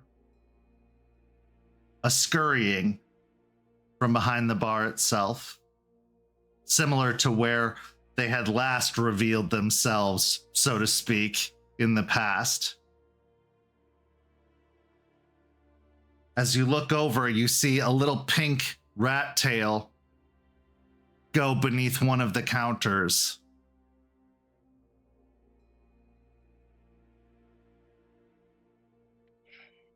Well, we'll set down a bowl of just cashews close to the end of the bar and take a few steps back. It's all right. I ain't gonna hurt you.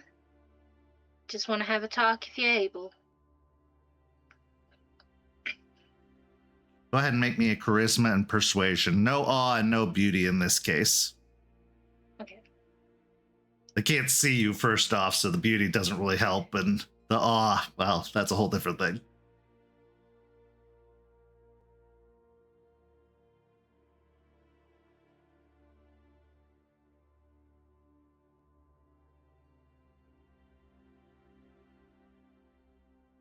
Eight successes with a critical. Eh. After a few moments, you hear the scurrying. But then, from behind the bar rises a young woman, possibly in her late teens, early 20s at best, although she looks like she's probably 17, 18. She's got kind of like a golden colored skin and brown, deep, dark brown hair. On top of that, and most startlingly, she's naked. Completely naked. Bo will avert their eyes, kind of shading with their hand.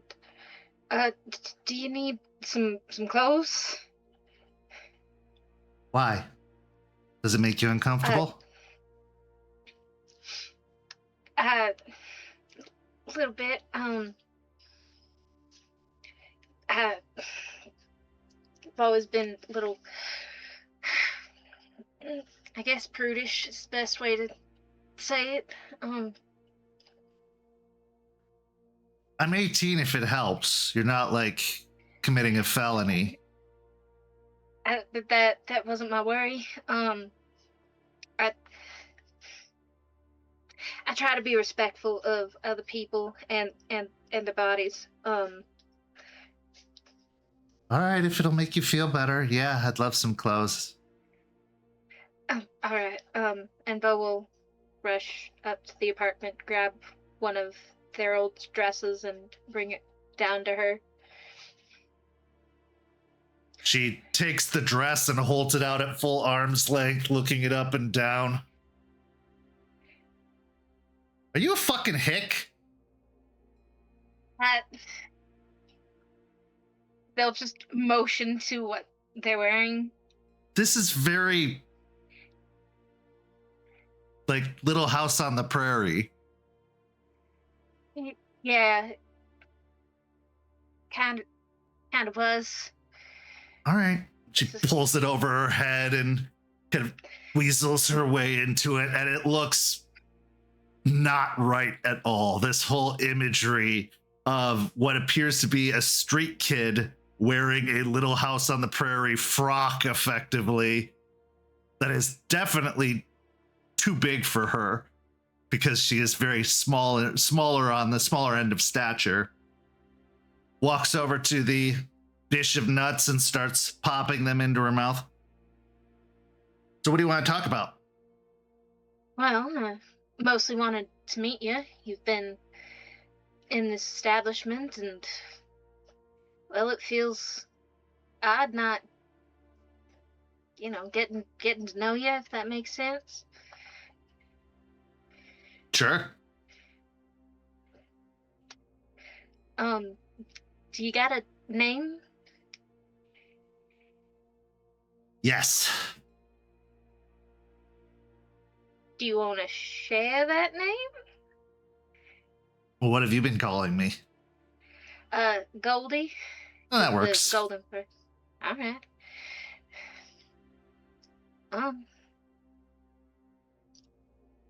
So you were sent here by Skeeter? Mm-hmm. Any relation? I mean, other than we're both what we are, no.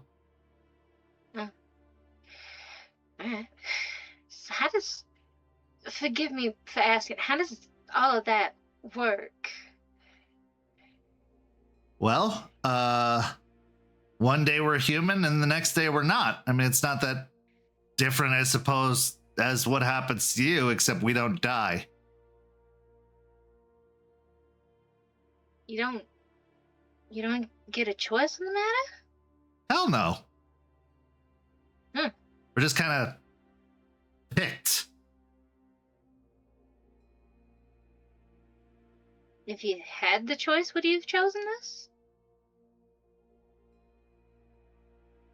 I mean, I guess there are worse things you could be, but it's dangerous but thrilling. So I probably wouldn't have chosen a rat personally, but knowing that there are wolves and other things that are really cool, I might have picked that, but that's not something I'm supposed to say around the brethren because, you know, it's kind of insulting. But if I'm being completely honest, yeah, I would have probably picked another animal to be. What animal would you have picked? I mean, wolves are cool. They're like sexy and mysterious and kind of dangerous. Or maybe a bird where I could fly. I even heard there's bats. I don't think I'd want to be a bat, though. That's just a flying rat.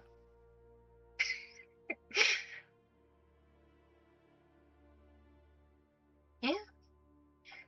I guess there's advantages and disadvantages to every animal. Never really thought too hard about it. Well, yeah, I mean, you eat animals, so. It's okay. We all eat animals. You just prefer yours uncooked for some reason. I'm not like a vegan or anything. I can't imagine what a vegan vampire would be like. I'm probably as close to a vegan vampire as you can get. Did you get a choice? Technically, though, looking back on it, I don't know if I could have said no, or if I did, if I could have, I don't know. It's complicated. Well, you probably would have stayed a thrall if you didn't. Or been eaten. Yeah. I don't think she would have. I don't know if she would have eaten me or not. So if you had a choice, would you have done it still? I have a choice. Like if you were in your right mind at the time. Is this knowing what I know now or just knowing what I would have known then? I'm not thinking that hard about it. Yeah. Knowing what I know now, definitely not. But knowing what little I knew then, probably would have. I mean, she was drop dead gorgeous, and she promised eternity with her.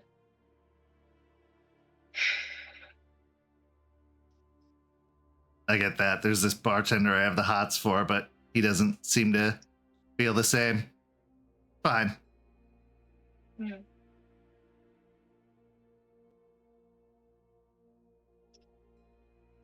Knowing what you know now, you wouldn't. Yeah. Then why did you make your sister?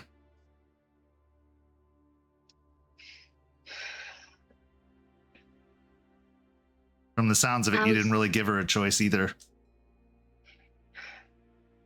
I tried, and then Doberman came in, and it was a mess. But I didn't want to. She kept pushing, and I've had trouble. I've always had trouble lying, and especially when it comes to Beth. We promised each other no secrets back when we were kids, and I feel real bad breaking my promises.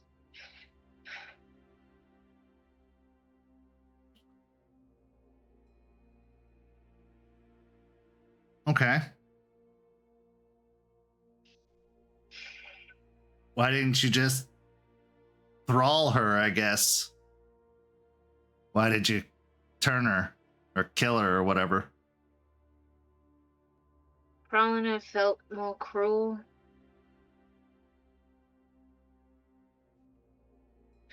And at least with this, eventually she can wean off it and be her own person, so to speak. But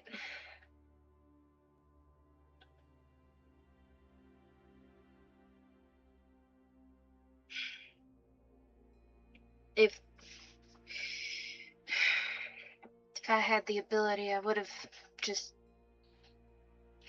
made her forget. I don't have that.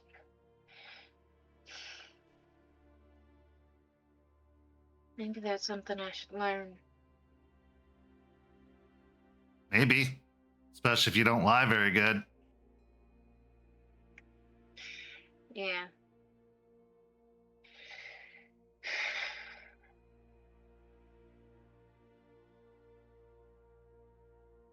Can I ask you a question? Yeah, of course. Why are you still here? Like here at the bar, or just in the area in general? In the area in general, I guess. Sounds like it's just one problem after another after another. At what point do you just say, fuck it, throw your hands up and leave? I got people here that rely on me. I've got my family, if I can't see all of them. I told my dad I'd get him out of here. And, well, I've got Jeremiah and my boss, and even if I left, there's no guarantee that my problems wouldn't follow me. Maybe.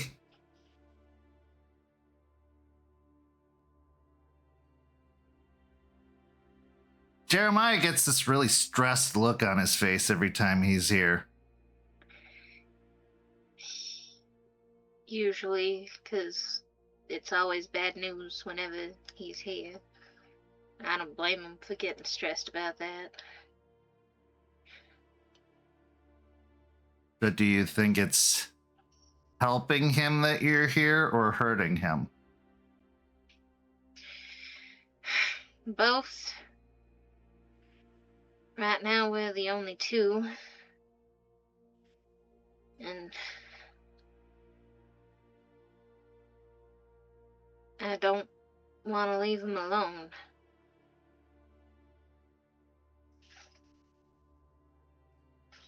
I guess that makes sense. It's not exactly safe here for us either, but we can make it safe easier than you guys can, seems. We're trying.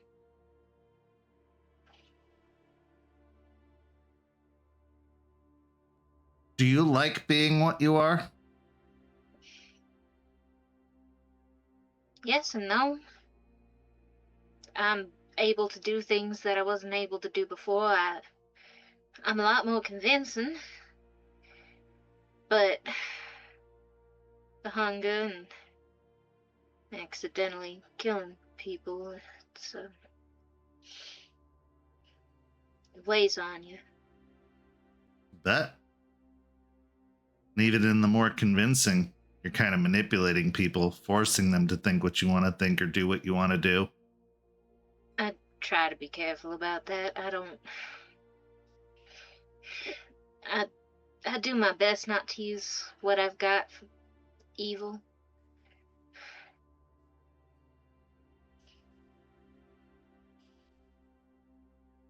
What do you use it for then?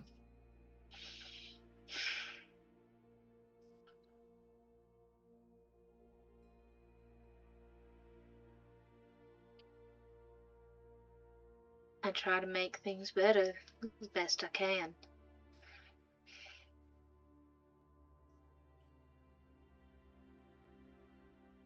Aren't you worried about what's going to happen when all your family dies? I mean, even by old age, not like I'm threatening to kill them or anything, but... I know that's what you meant. I honestly try not to think about it. I almost killed one of them in a frenzy. And I think you've been around long enough to see I don't handle loss very well. And Beau just start rubbing his left arm with his right hand.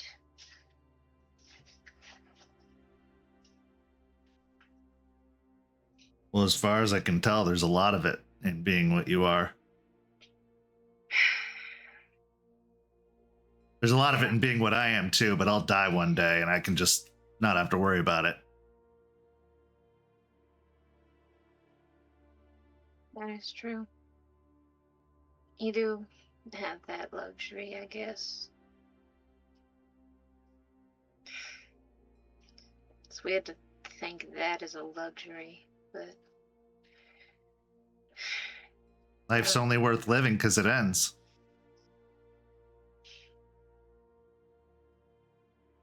Makes you appreciate every moment before then. The idea of it not ending and just stretching on and on and on seems like it'd get boring and lonely. There are others that make the nights better. Having people that you can trust, even if not completely, because you never know who's trying to manipulate you for what or using what to their advantage. But having people that you know will be around about as long as you are does make the nights a little easier. Doesn't that make you paranoid though? Like not being able to trust anyone completely? Like I trust all of my family, I guess, completely, but it sounds like vampires. You guys say that's a slur, right? That's a bad thing. Well, yeah. We call ourselves kindred. all right. If you can't fully trust them, you almost always have to be on edge. Yeah. Think of it like you ever trying to think. You ever read the Hunger Games? Yeah, I saw the movies. Yeah, kind of think of it like that a little bit. It's all a fight for survival. You've got like Katniss, she's got Rue that she can trust. You can make alliances, but there is also that thought in the back of your mind of you never know when they might turn. Yeah, but didn't Rue die in those books? Yeah, she did. I cried. Didn't she end up all traumatized at the end? Yep. You live long enough, you end up Yay! Happy story. I never said it was a happy story. Then why do it? Beats being dead. Does it? Well, deader.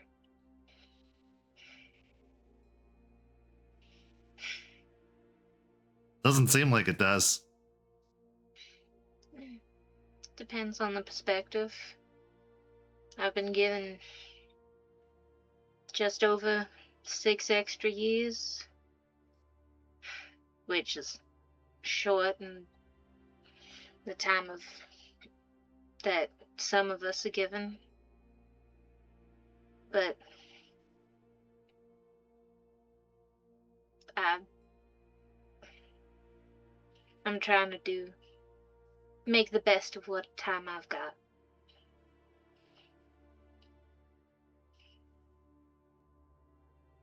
Okay. So, and I mean no offense, plotting the murder of somebody and killing your sister and turning them into a blood-sucking monster and avoiding murdering people is the best with the time you've got? That second one, I wish it hadn't happened. Granted, I love Bethany to death. Literally and metaphorically, but Do you wish it didn't happen? Yeah. There isn't a small part of you that's happy that it happened and that you can share this with them?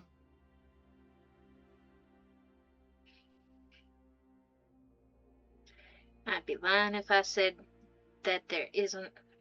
There is a very small part of me that is happy that I have her with me, but with everything going on,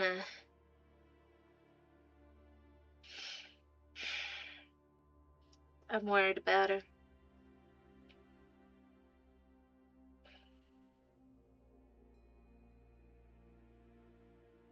If you couldn't fix her, would you kill her?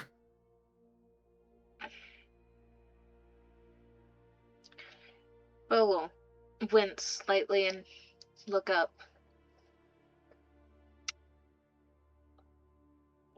That might be a mercy for her.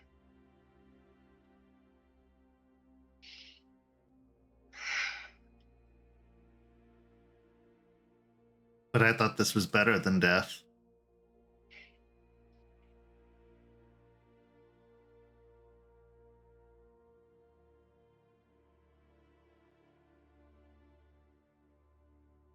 We do get a hunger. And that hunger will usually go away by killing someone. A lot of the time, most folks I've met will only accidentally do that. But Bethany, her hunger ain't going away by killing people. And I don't know what's going on with that. Me neither. That only happens to the really, really old ones. So one who's fresh, having that, I'm worried. Because that likely means that there are going to end up being more bodies.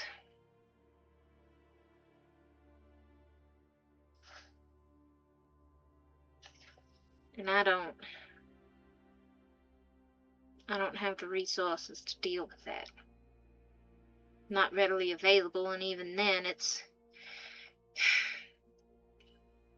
gets questionable when people start mass disappearing.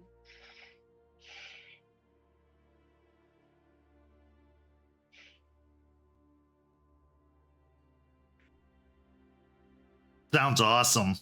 Sounds like that's totally the life to live. Not paranoid at all.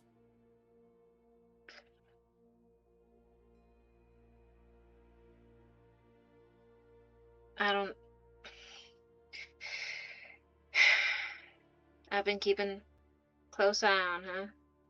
You'll be safe here, I promise. I'm not worried about me. But what about you? Who's keeping an eye on you?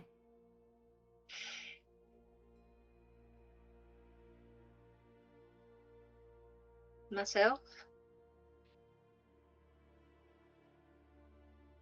You only got 2 eyes, unless there's something about vampires that I don't know.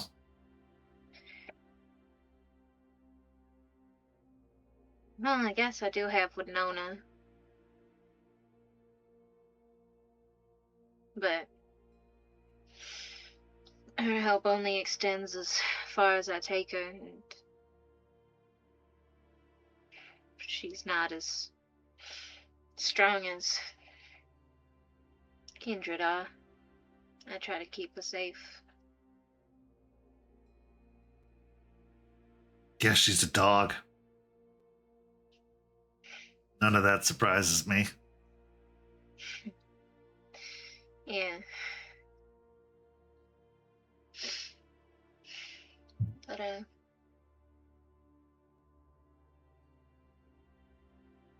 you got your family looking out for you? Yeah. That's good.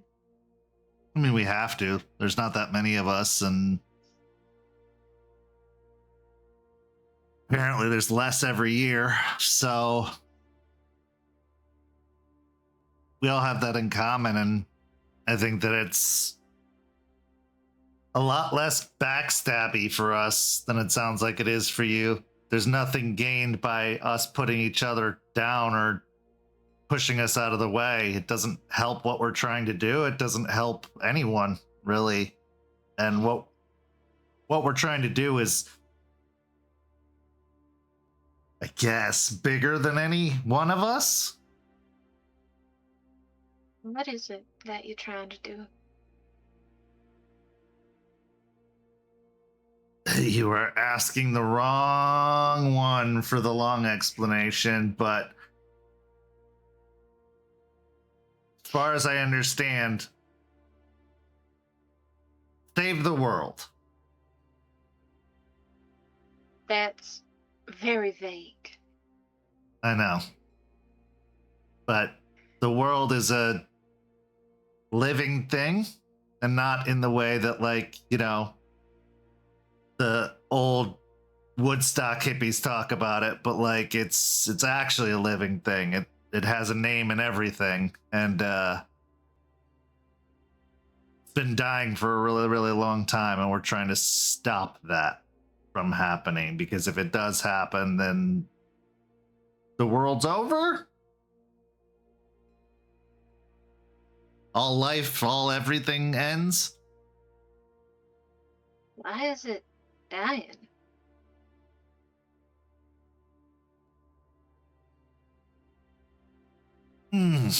This is where it gets complicated. Some believe it's because of kindred, partially. They're a representation of the unnatural and kind of a blight upon the earth. No offense. But also, you know, like oil drilling, all the stuff that they talk about. It's that, and it's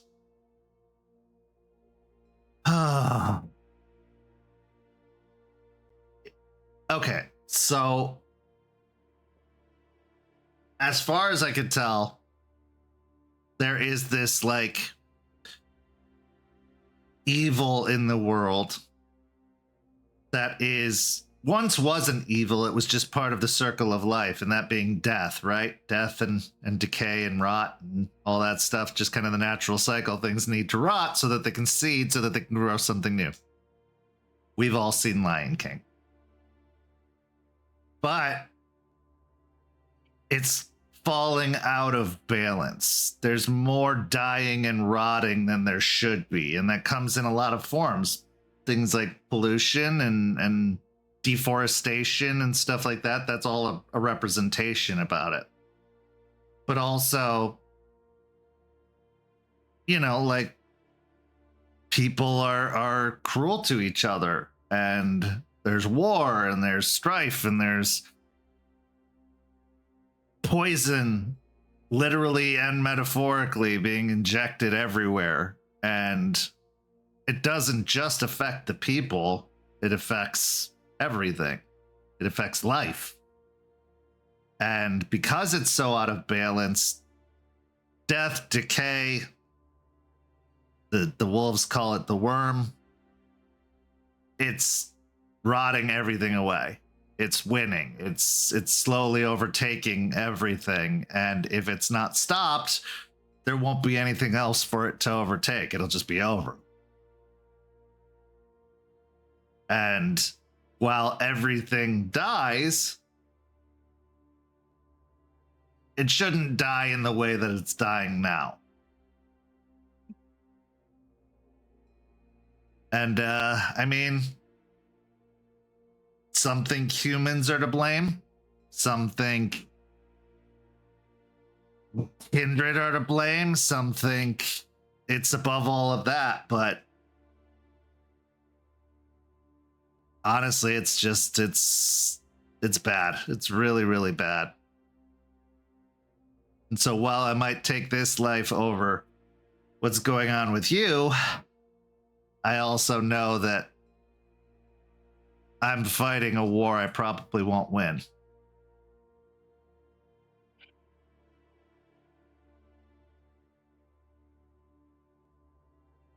I feel that. Yeah. But we do the best we can with the time we've got. And if I go down doing what I think is right, then I have nothing to regret. That's a good mindset to have.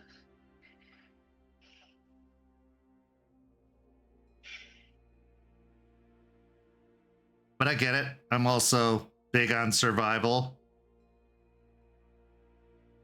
So I can kind of understand what, to a small point, you're dealing with. Although blood is gross. Like, really? How can you... It's like moldy pennies and... Bleh. Different, at least in my experience, different creatures have slightly different flavors to them. I will take your word for that. It's like eating the meat. It's all meat, but because of like the animal that it comes from, it has different taste. Can you like season blood? Because the reason meat is good is the seasoning. It's not just the meat itself, how it's cooked, how it's seasoned, how it's all that. I haven't tried, but that would be hard to do because I do just drink it straight out of the body. You see her actively gag.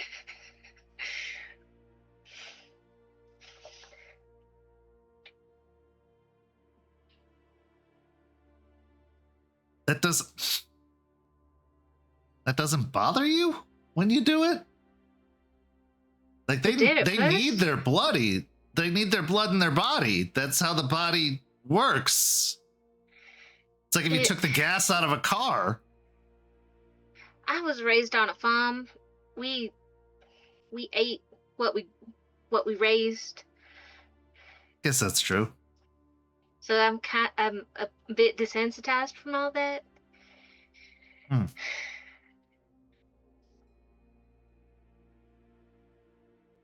Yeah, I guess. If you think of people like cows. I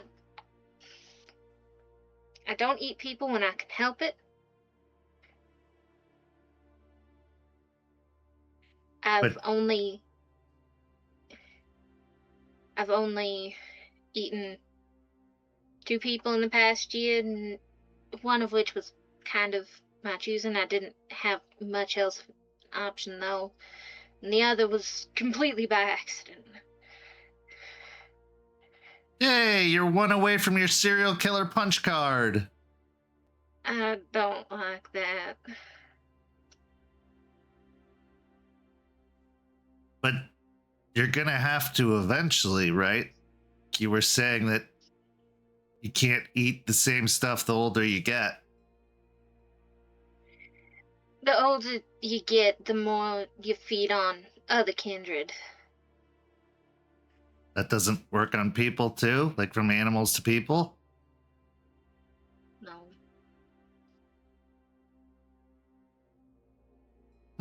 Maybe. I don't know. I don't know, and I frankly hope I don't have to find out. But you will the longer you stay alive. Well, unalive. Yeah, I know. Eventually I'll get there. That's many, many, many years down the road. If I make it that far. That's heavy. Yeah. Life usually is. I mean, yeah, but not to that degree. Yeah. You got a point there.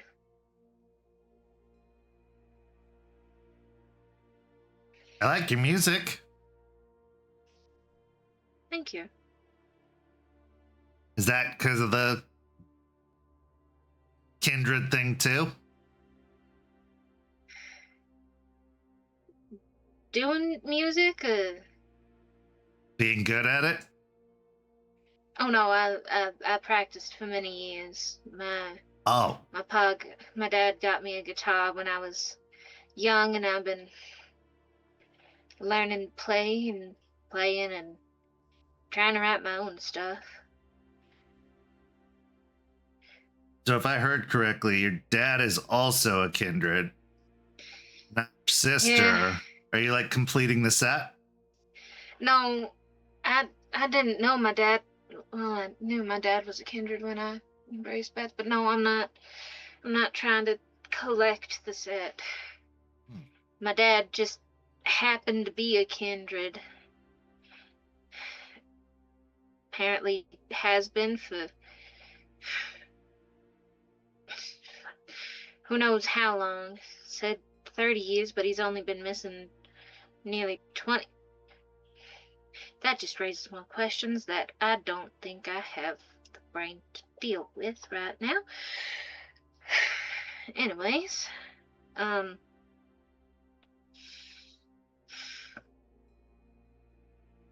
you got any favorite songs?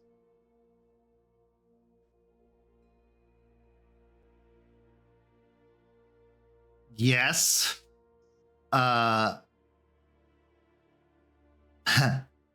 Before all of this,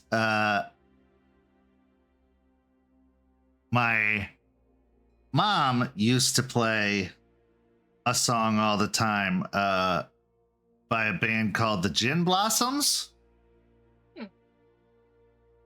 And it was called Follow You Down.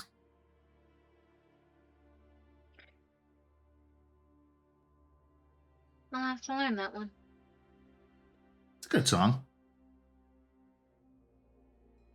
I'll learn it as quick as I can. And There's also Hey Jealousy. Yep. That's a good one too.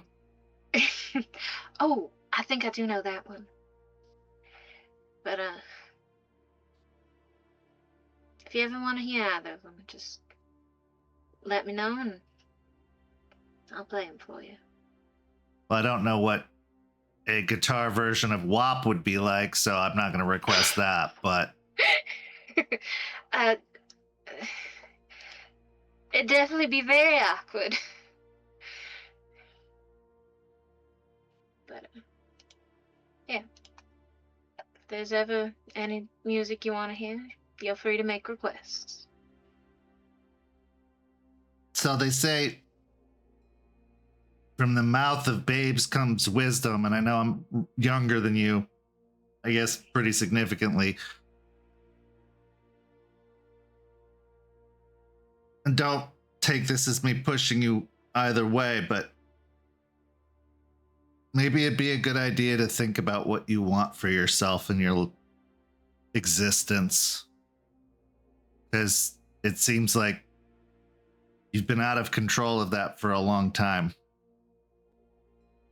And now it just seems like you're reacting to a lot of things instead of actually like pursuing something. Yeah. Just like Solomon told me. Also, he's not that much. You said you're 18? Yeah? That's only about 9 years. It's not that much. From your vampire birthday or your actual age? Actual age. Oh, okay. You look younger than that. Yeah, you kind of stop aging. I've seen the movies and read the books. Yeah, that part's pretty consistent, it seems.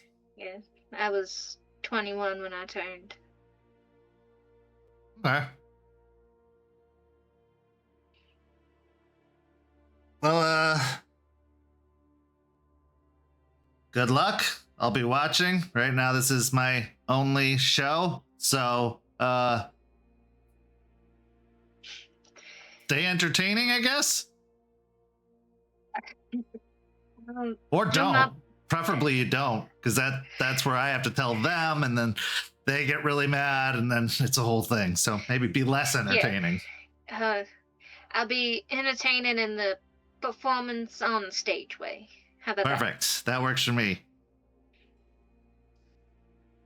Well, it's been nice to meet you. Let me know if you need anything. I don't know what the extents of my job are. I was just told to keep an eye on all of you and make sure you didn't cause a huge catastrophe. Yeah. And if you need anything, also let me know. More nuts. Also, whatever other food you can bring here, because I can't survive on just nuts. Yeah.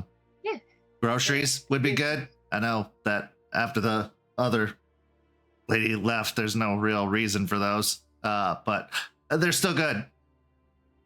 Yeah. If you want to write out a list, I'll get you some stuff and make sure you're taken care of.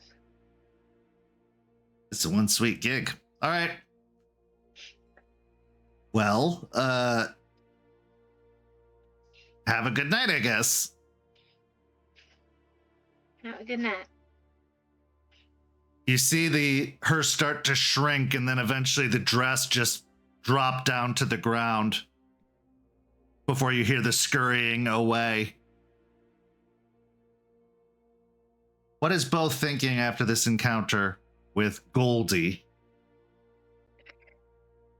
Beau is going back to that conversation with Solomon several weeks ago, trying to figure out what they want to do with this life.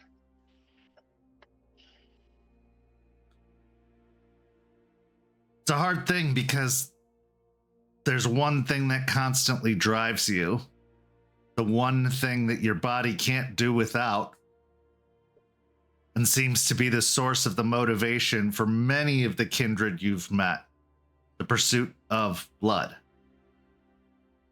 Everything else outside that is almost like a hobby or a fascination, or just something to stay entertained.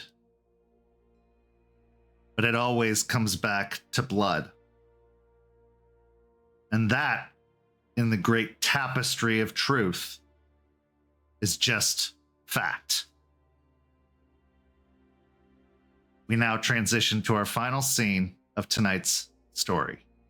Beau, you were able to finally make contact with your father, and you invited him to meet Jeremiah at the same bar as most of your meetings take place. Jeremiah, you got a call or a text from Beau saying that he had found his father and that he was waiting to meet you at the Waiting Owl. Almost an apt name for the location, as there is a whole lot of waiting that takes place there. As you arrive and approach the bar itself, Jeremiah, you see Beau and a man sitting with Beau at the table. And then it dawns on you. You saw this man before. You saw him in your vision, in the club, trapped in the corner, looking just as run down and ragged as he does now.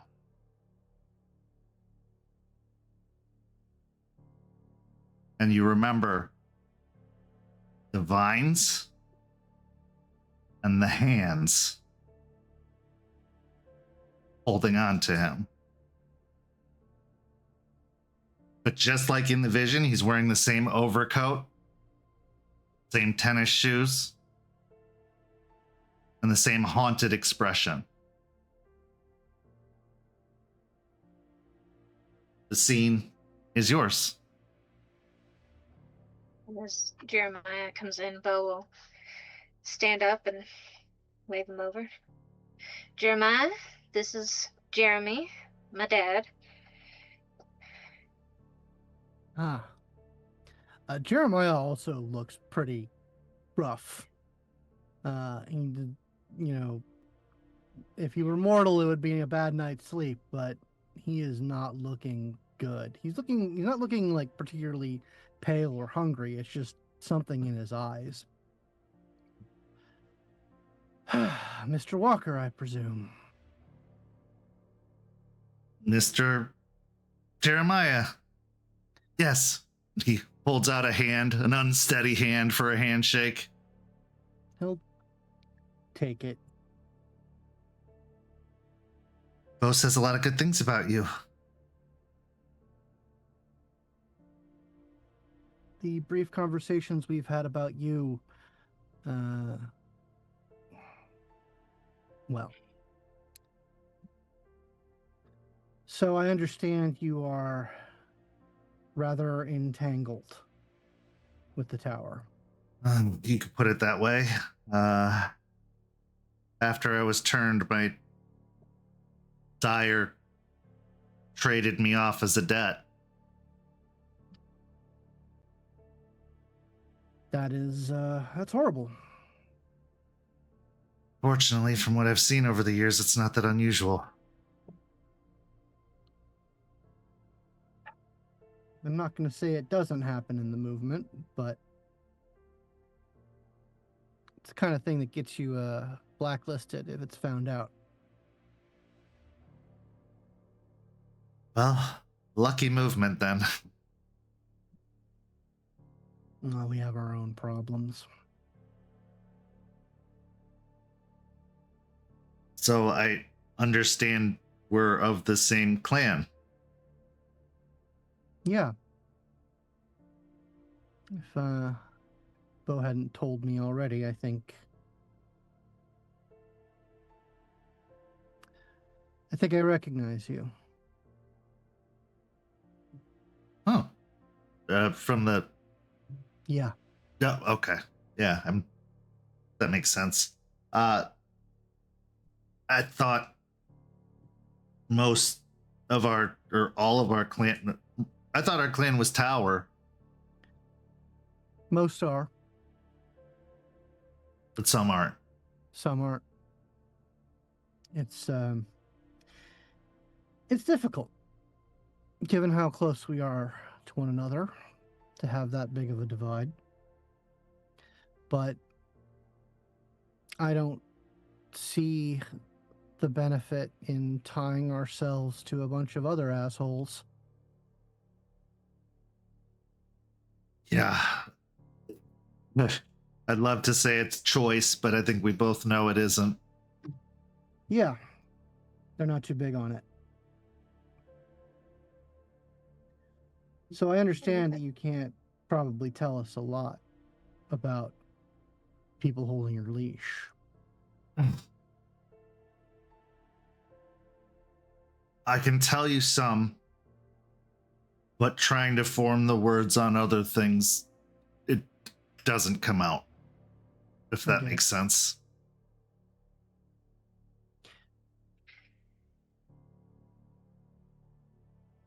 Here's a thought.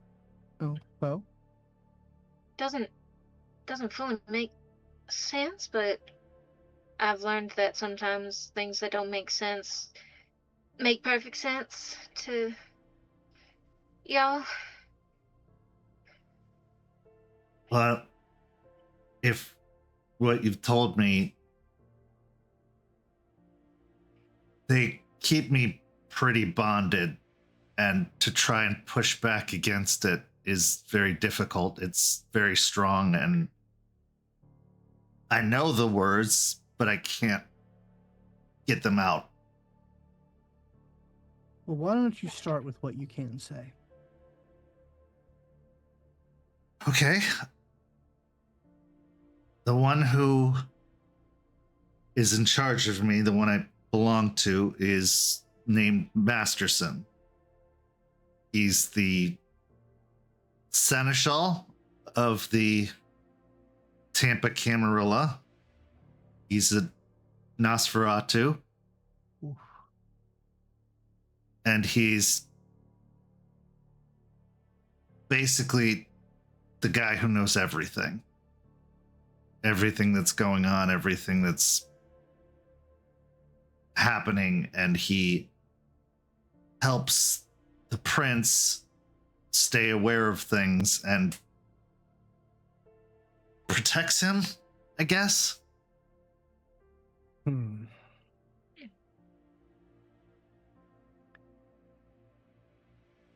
They know about you.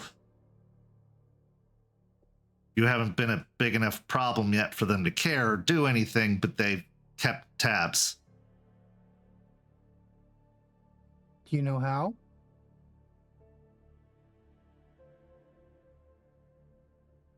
Not entirely. As far as I know,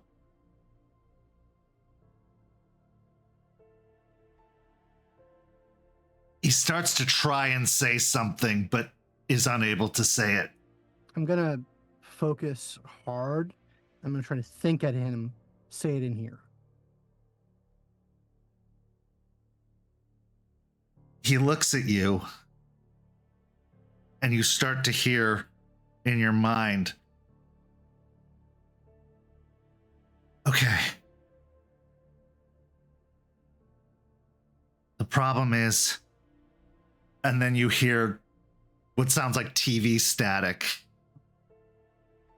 before it stops and says, is aware of what you're doing and sees.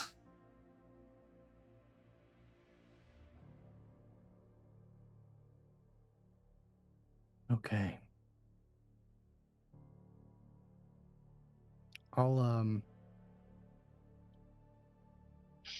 I'll take out one of my notepads and say, okay, I'll tear it up into several different pieces of paper and draw quick renditions of the Camarilla clan symbols. And I'll just sort of put them out before him. Obviously, you can't say or think the name.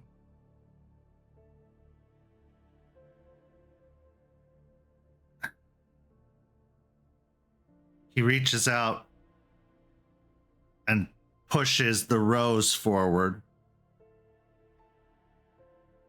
But then he moves over to the crown and pushes that forward as well.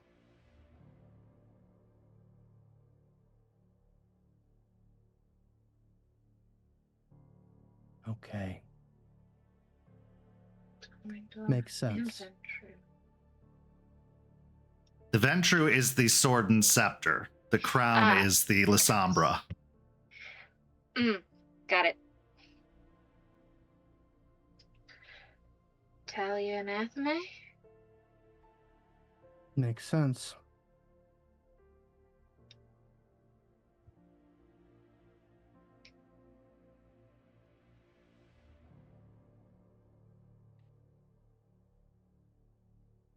I know you probably can't say yes and no, but are we correct in assuming those names?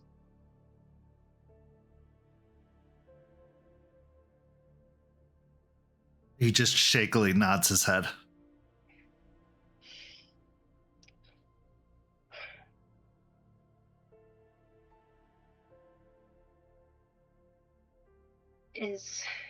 Are you aware of any of their planning that you can tell us easily?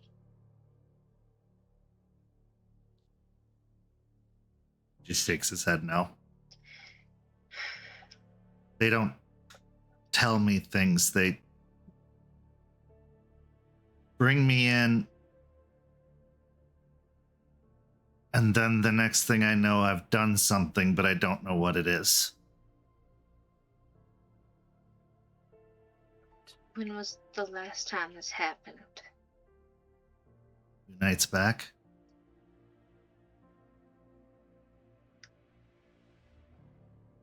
Few nights.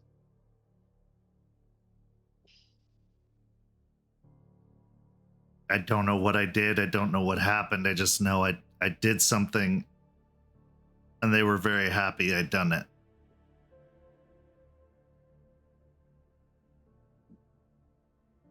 I know it's not helpful, but it's a mess up here. Beau will reach out and place his hand on top of one of Jeremy's. You're doing your best. You're doing your best.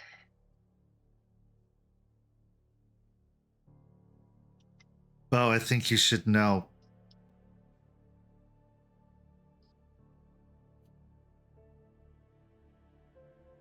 I never cheated on your mother. I just had to eat. And I didn't want it to be her.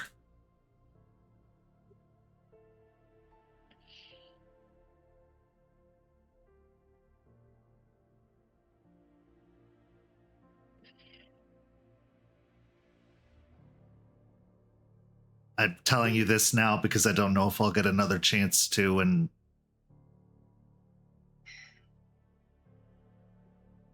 to be fair, the only reason I knew that is because I heard y'all arguing that night. Mom never spoke of it, and yeah. There's kindred that try to live their normal lives, and for a while I thought I could, until it became obvious that I couldn't. That's when I was sold. How long were you a kindred before you left? Only a few years, like 2 years.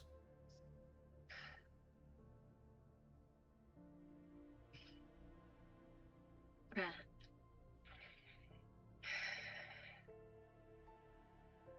They said I couldn't make it obvious or let anyone know where I go or what I do. I just had to disappear.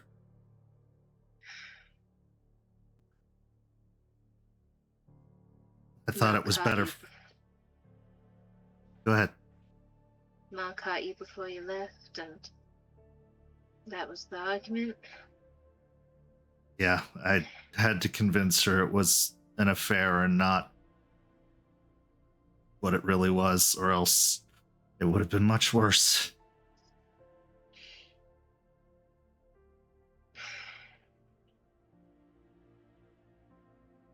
Let's see.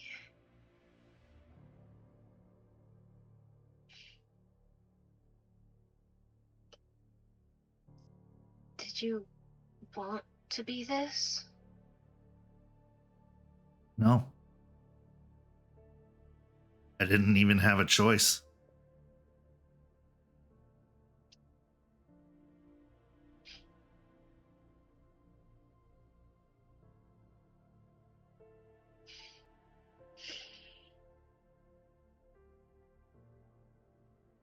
Is Bethany in the room? No. Okay.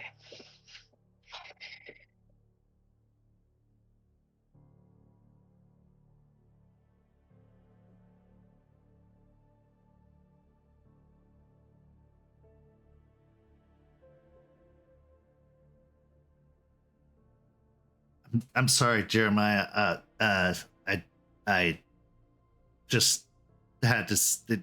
It came to me, and I had to say it. It's okay. I understand things that you have to get out. My memory is a lot of shards and pieces, and I try to put them together in the right order, and it gets jumbled, and then there's new broken pieces. How much did your sire teach you? If anything. They didn't.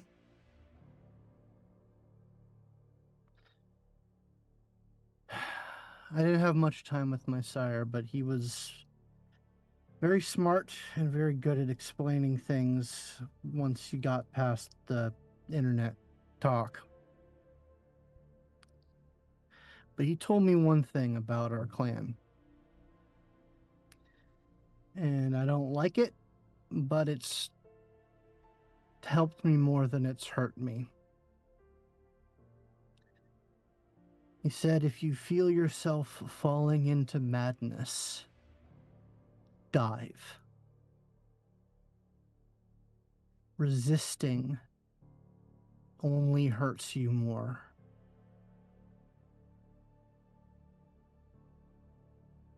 Okay. Obviously, there's a time and a place. But if you can give yourself to it, you might come out the other side with a little bit more clarity, a little bit more control. Just have to accept that there's a wave and you either ride it or you get sucked down by it.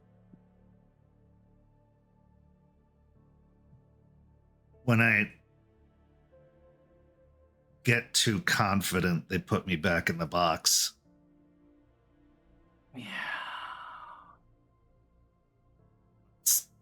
There's several years I've missed at a time.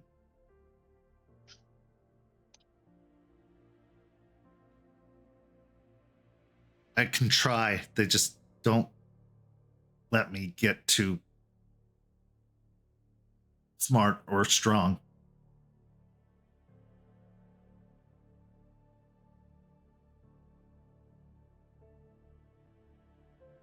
Well, there's one thing they can't stop you from doing, and that's getting crazier.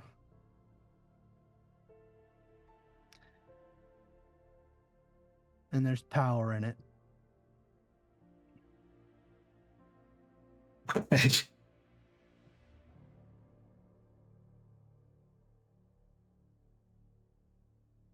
After I left, I tried to walk into the sun, and something they've done to me won't let me do it.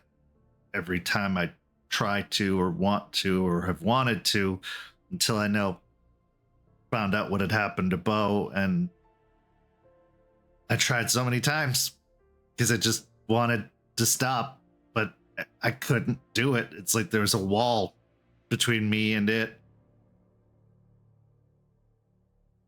just like trying to tell you stuff. Yeah. No, I get that, man. I get the drive. I get the desire. Stand it.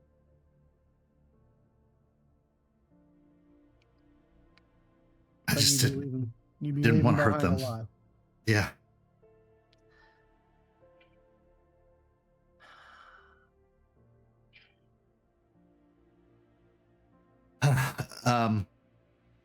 What else would you like to know?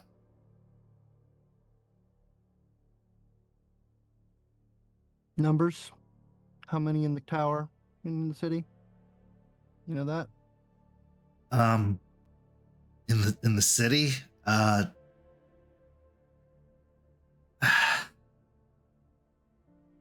think at least 50. I can't say for sure. That's a rough guess. I just know that there's individuals coming and going at Elysium, and I've seen at least 30 at one time at one of the Elysiums, and all different faces. Jesus. Where's Elysium? Downtown. Tall building. Tallest building. Okay.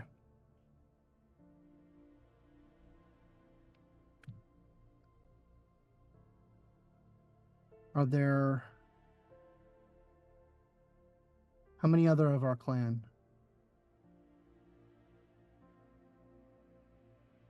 There are Primogen? Yes.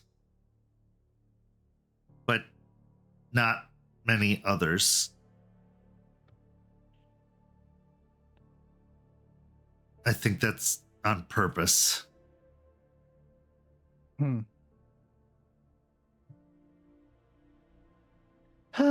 Good old vampire racism.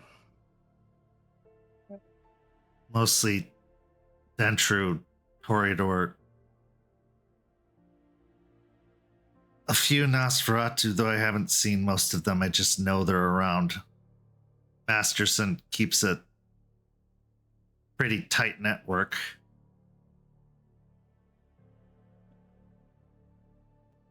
La Sombra, only maybe 3 or 4 of them.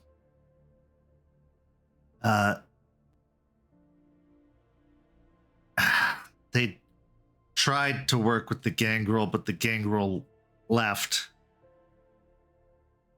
a few years back. No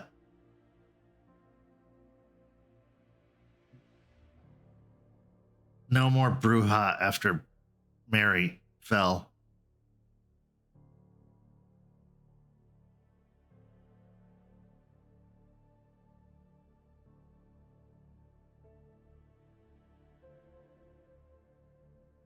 That I know of. Again, I only know the ones that have been around. Yeah, we're going rough generalities here. Is there a herald? Yes.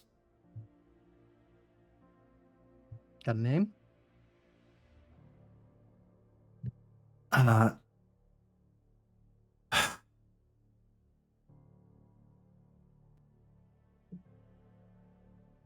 Samantha. She's What a about rose. right? What about the sheriff?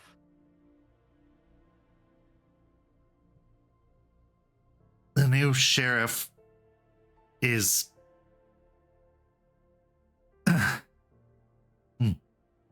a La Sombra.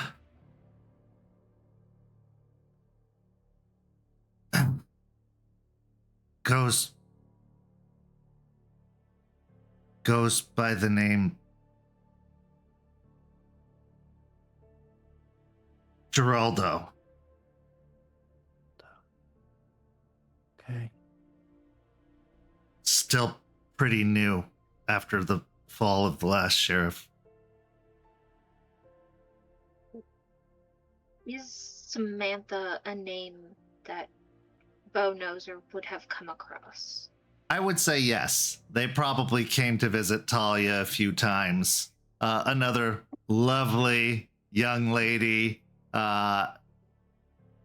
definitely extravagant, but also I would say a little bit more business-like than Talia is. Whereas Talia is about like exuberance and luxury, she would have more of a like bookish beauty to her, which is why a venture prince would take a great deal of interest in her. But she would come over pretty regularly to Talia's salons.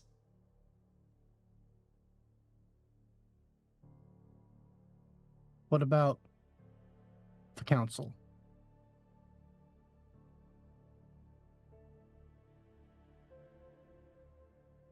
Bateman,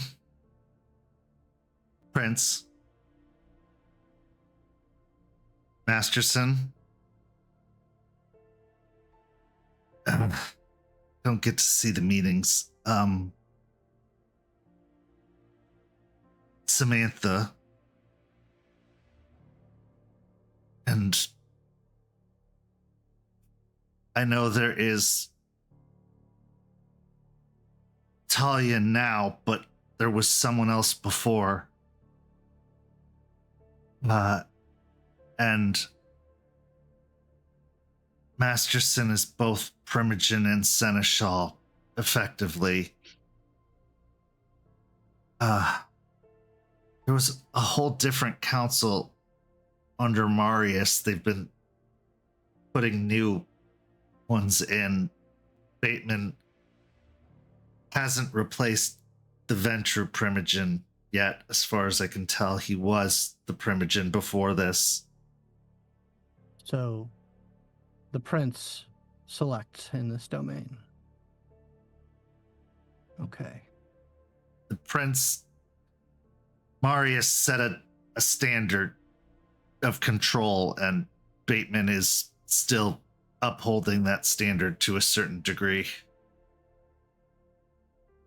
What about for us? Our Primogen, as far as I know, is the same as they were before. I don't know them. I'm not given access to that. I just know that they're very dangerous and unhinged. Mm.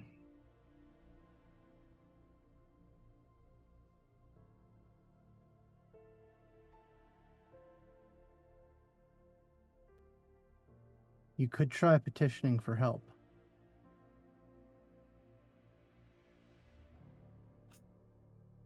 I'm owned by a life boon.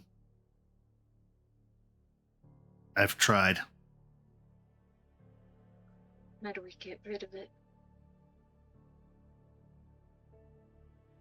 Either I die or they die.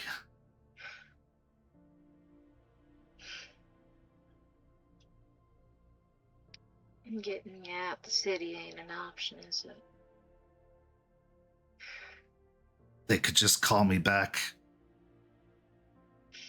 It would take a lot of time and effort to get rid of the bond.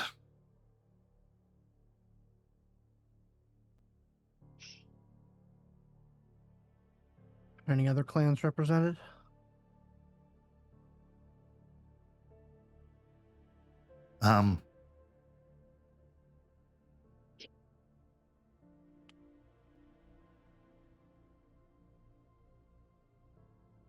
No.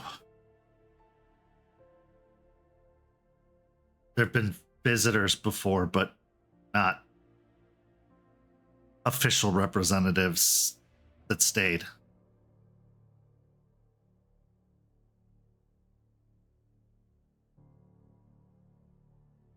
What about Archons? Justicars? Anyone recent? They come through every now and then, but not in a couple of years. Okay. That's good.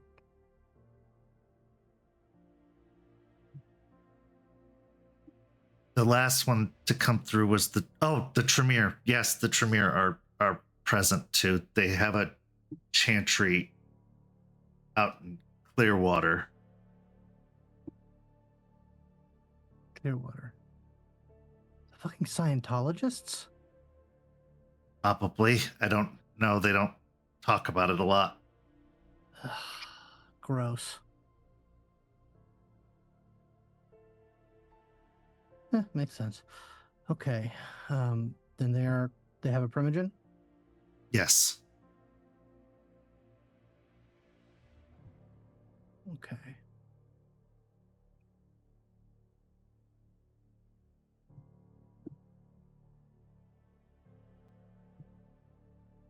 The last Justicard that came through was Parfax. I don't think I know that one. Tremere. No. Shit.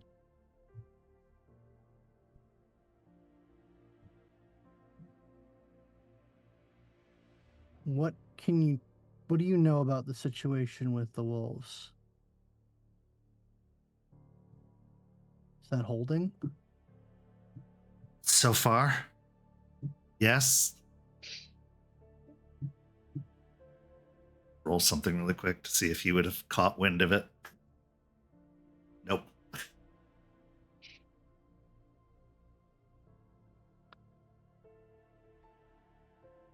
Okay.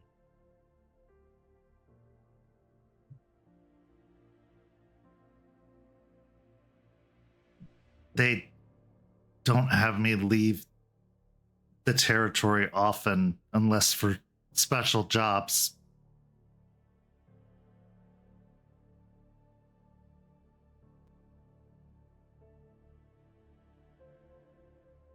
So you being able to come out here is rarity. Unfortunately. They sent me on a job they let me remember, at least so far. When I get back, I don't know how much of this I'll remember, but it's just a simple deal over an Ebor they wanted me to do, and I bought myself some extra time. What's What do the they want? deal? Something with the circulatory system. Okay.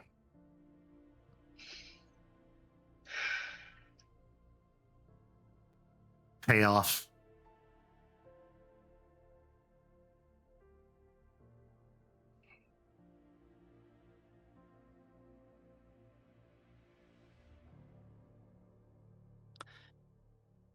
Can I make a roll to see if there's any questions that I might think of?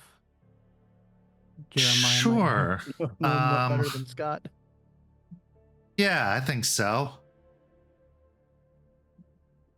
Roll me a... Let's go with intelligence and investigation. Okay.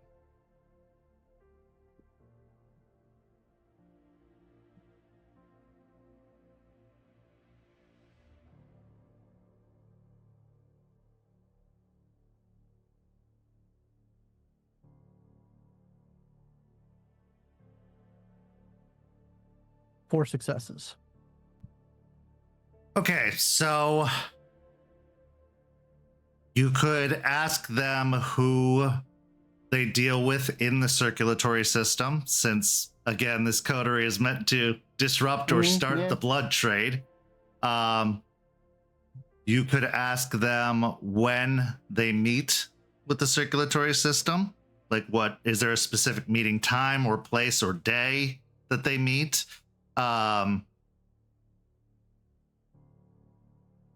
You could ask them where they're kept, potentially. Mm-hmm. It seems like a lot of their information is very scattered and random. So if you can't think of anything beyond that, I would say that's pretty much all you're going to get. It seems like they're not a consistent line of thought or information.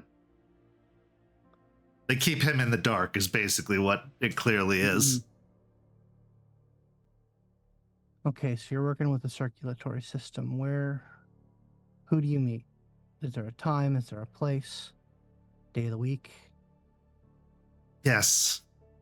It's weekends at a place called the Castle. It's a nightclub, but they use it as a sampling station for kindred who can pay. They have a man that I meet. He's a toreador, very good-looking toreador. His name is Devin.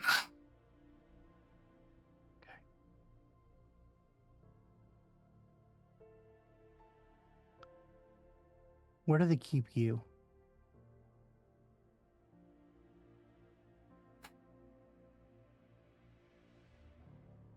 When I'm in the box,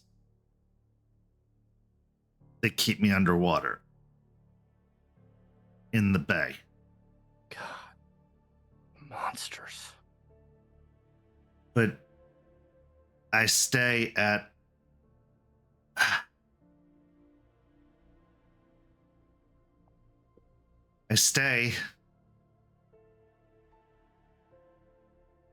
again, it looks like he's trying to form the words, but he can't quite get it out.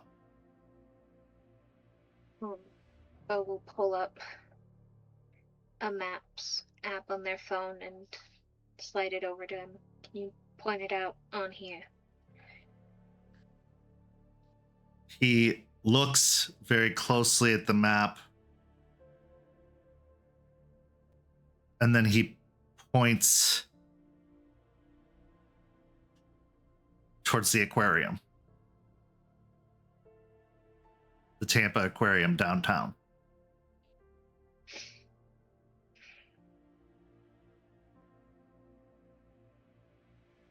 Why do they keep you there? Limited hours, lots of hidden space, and if they need to put me in the box, they can put me there too.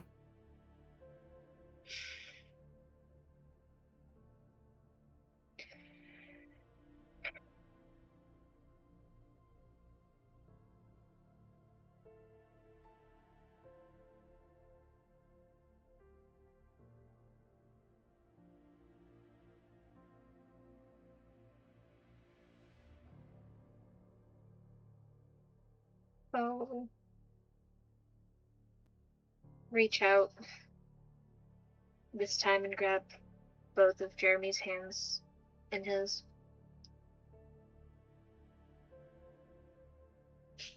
This ain't right, how they're treating you.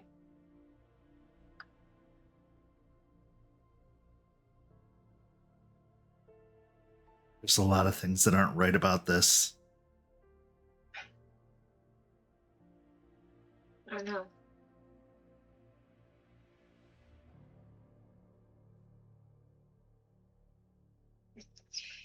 I'm sorry this happened to you. I would never have wanted this for you.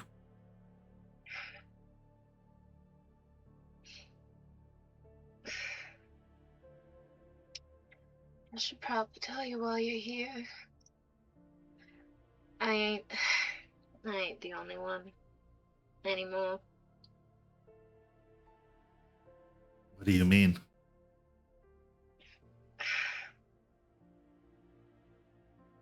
Beth. I was put in a tough position, and I made a harebrained decision, and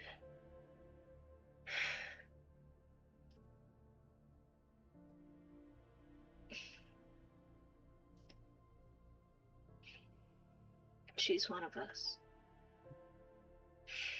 You see his face just fall, which isn't that far from where it was before, but now just even more so. His head just drops. It's all my fault. No, it ain't your fault. I shouldn't have tried to stay. Even if you hadn't tried, Talia probably would have still found me.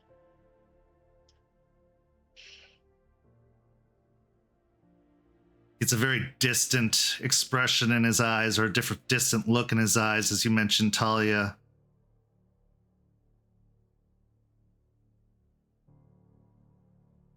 She's a monster. And you should get as far away from her as you can.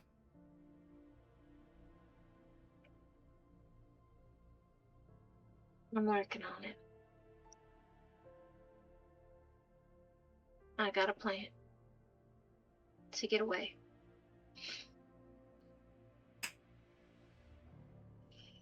I hope that you do.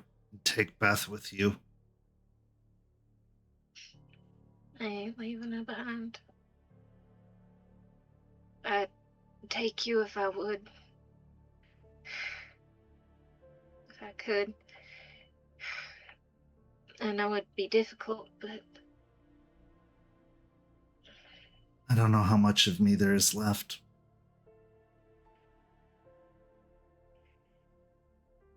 Beau will take his head in both of theirs and bunk his forehead against Jeremy's.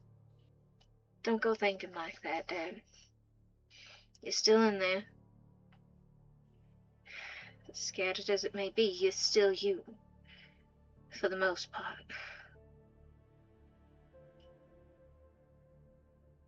At least make me one promise.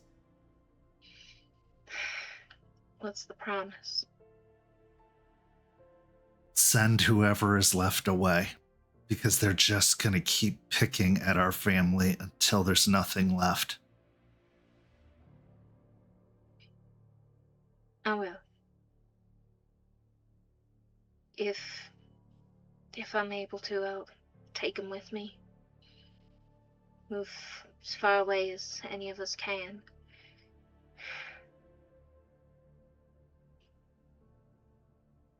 There's one more thing you should know. Mhm. Masterson has a hit squad. 3 Nosferatu. They're very good at what they do, and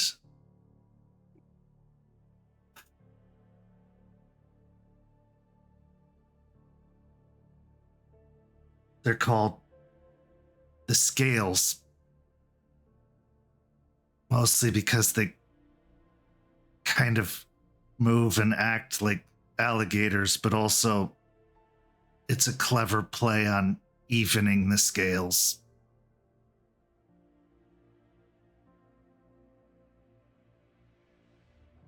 I think they may have killed that guy we found. Yeah, I'm starting to piece that together as you say it.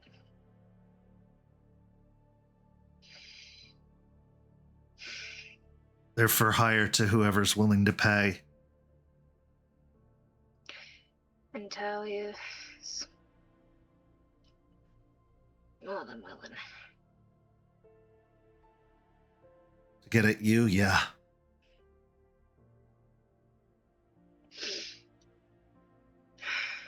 He then grabs his head in his hands. I have to go. They're calling. All right. He reaches over and grabs your hand, Beau, and gives it a squeeze.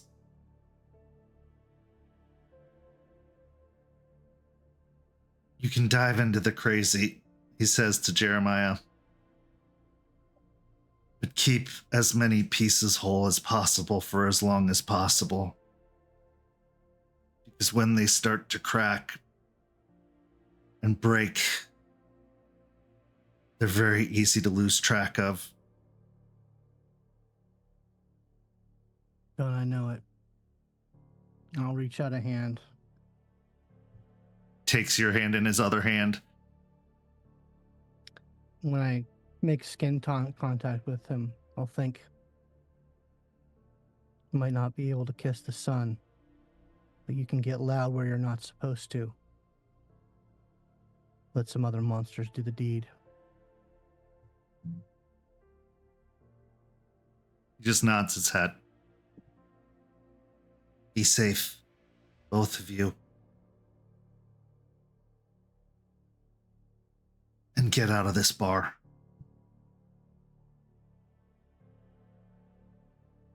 As soon as possible. They know it. They're watching it. And when they want to, they're coming for it.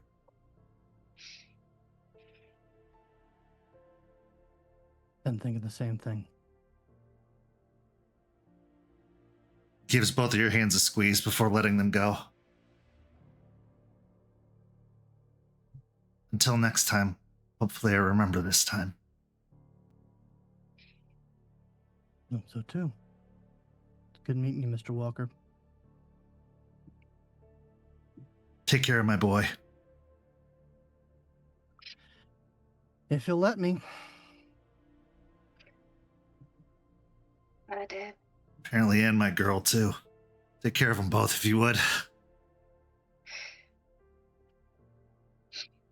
He stands up and moves towards the door, vaguely opening it before stepping out into the night, leaving the two of you behind.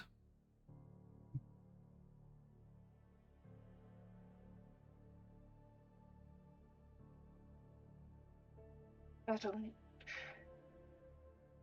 don't know where to go. I mean, technically I could go back to Solomon's, but where would that leave Beth?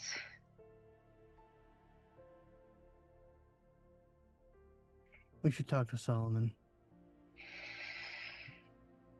Yeah. He needs to know what we learned. We should get out of this bar.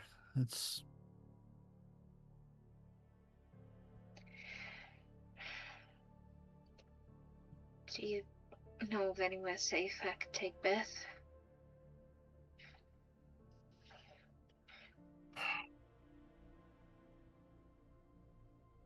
No.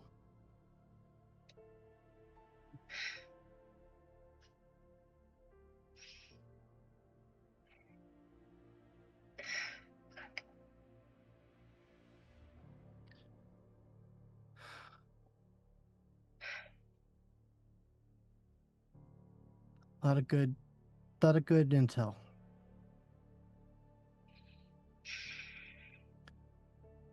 If we take care of Talia, that's at least one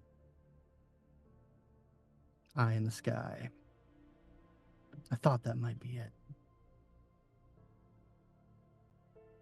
Well, it's not always that easy. Look, either we take her out or we get got. A lot worse ways to go. Doing something right. Yeah.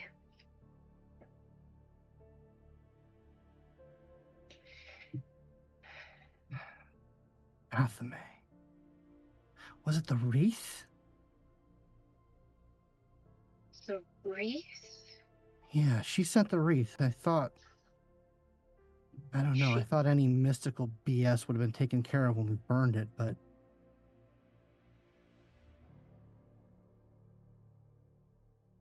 She sent the wreath? yeah. The smoke. Smoke came off. That came off. It wasn't right. Maybe there was something in smoke? Something that lingered? I don't know. I thought fire would take care of anything magic comes from us. God, where the fuck are you, August? Beau will take out their phone and shoot a quick text to Solomon saying that they'll be heading over for the night and ask if it's alright if Bethany comes with him. You get a response, yes.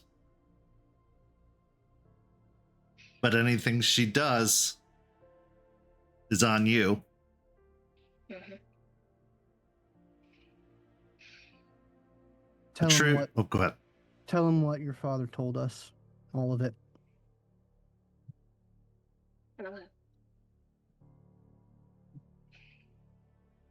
The truth is a tapestry made up of many different threads. But just like any tapestry, some of those threads can be inorganic, manufactured, created. And when you have a tapestry with several threads pulled out, it can quickly unravel. What is your truth? You don't know what's real and what's fake anymore. What you remember and what you don't. Can it ever be rewoven? Maybe. But until you know what's yours and what's not, it'll always be a mystery of what's left behind. This is where our story comes to a close this evening, but not without one last scene. Our last scene takes place in a beautiful house on Davis Islands, the home of Talia Saphira, Primogen of the Toreador, an upstanding member of the Camarilla. We are in the sitting room, which is dimly lit by candles and a fire in the fireplace. Talia sits draped on a chaise lounge, wearing a robe that is puffy and furry around the lining. She sits and she drinks red liquid from a glass, savoring it as she does so. Her skin is pale, a little bit paler than usual. And after a moment, out of the darkness steps Athame.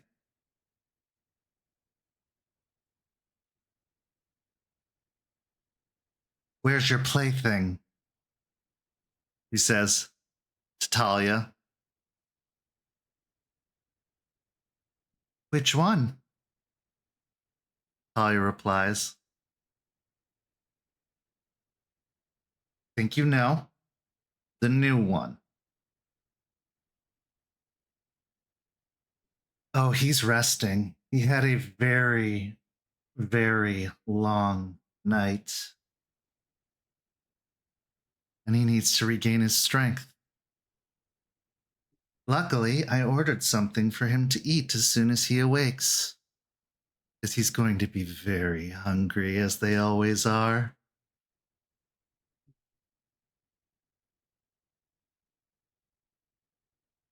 Are you sure this is wise? Athame asks. Why wouldn't it be? The more of us, the better.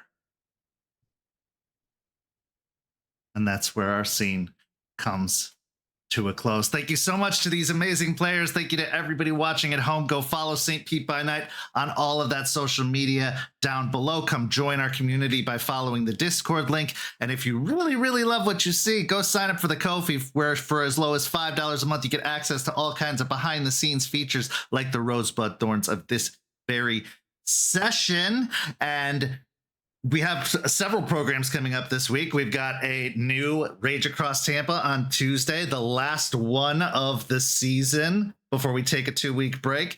And then a new episode of Hellhounds, also the last one of the season. And then finally, a new episode of Red Tide Rising, the last one before break as well. So go tune into all of those this upcoming week. But for these amazing players, I'm Kent. Thank you so much for watching, and we'll see you next time.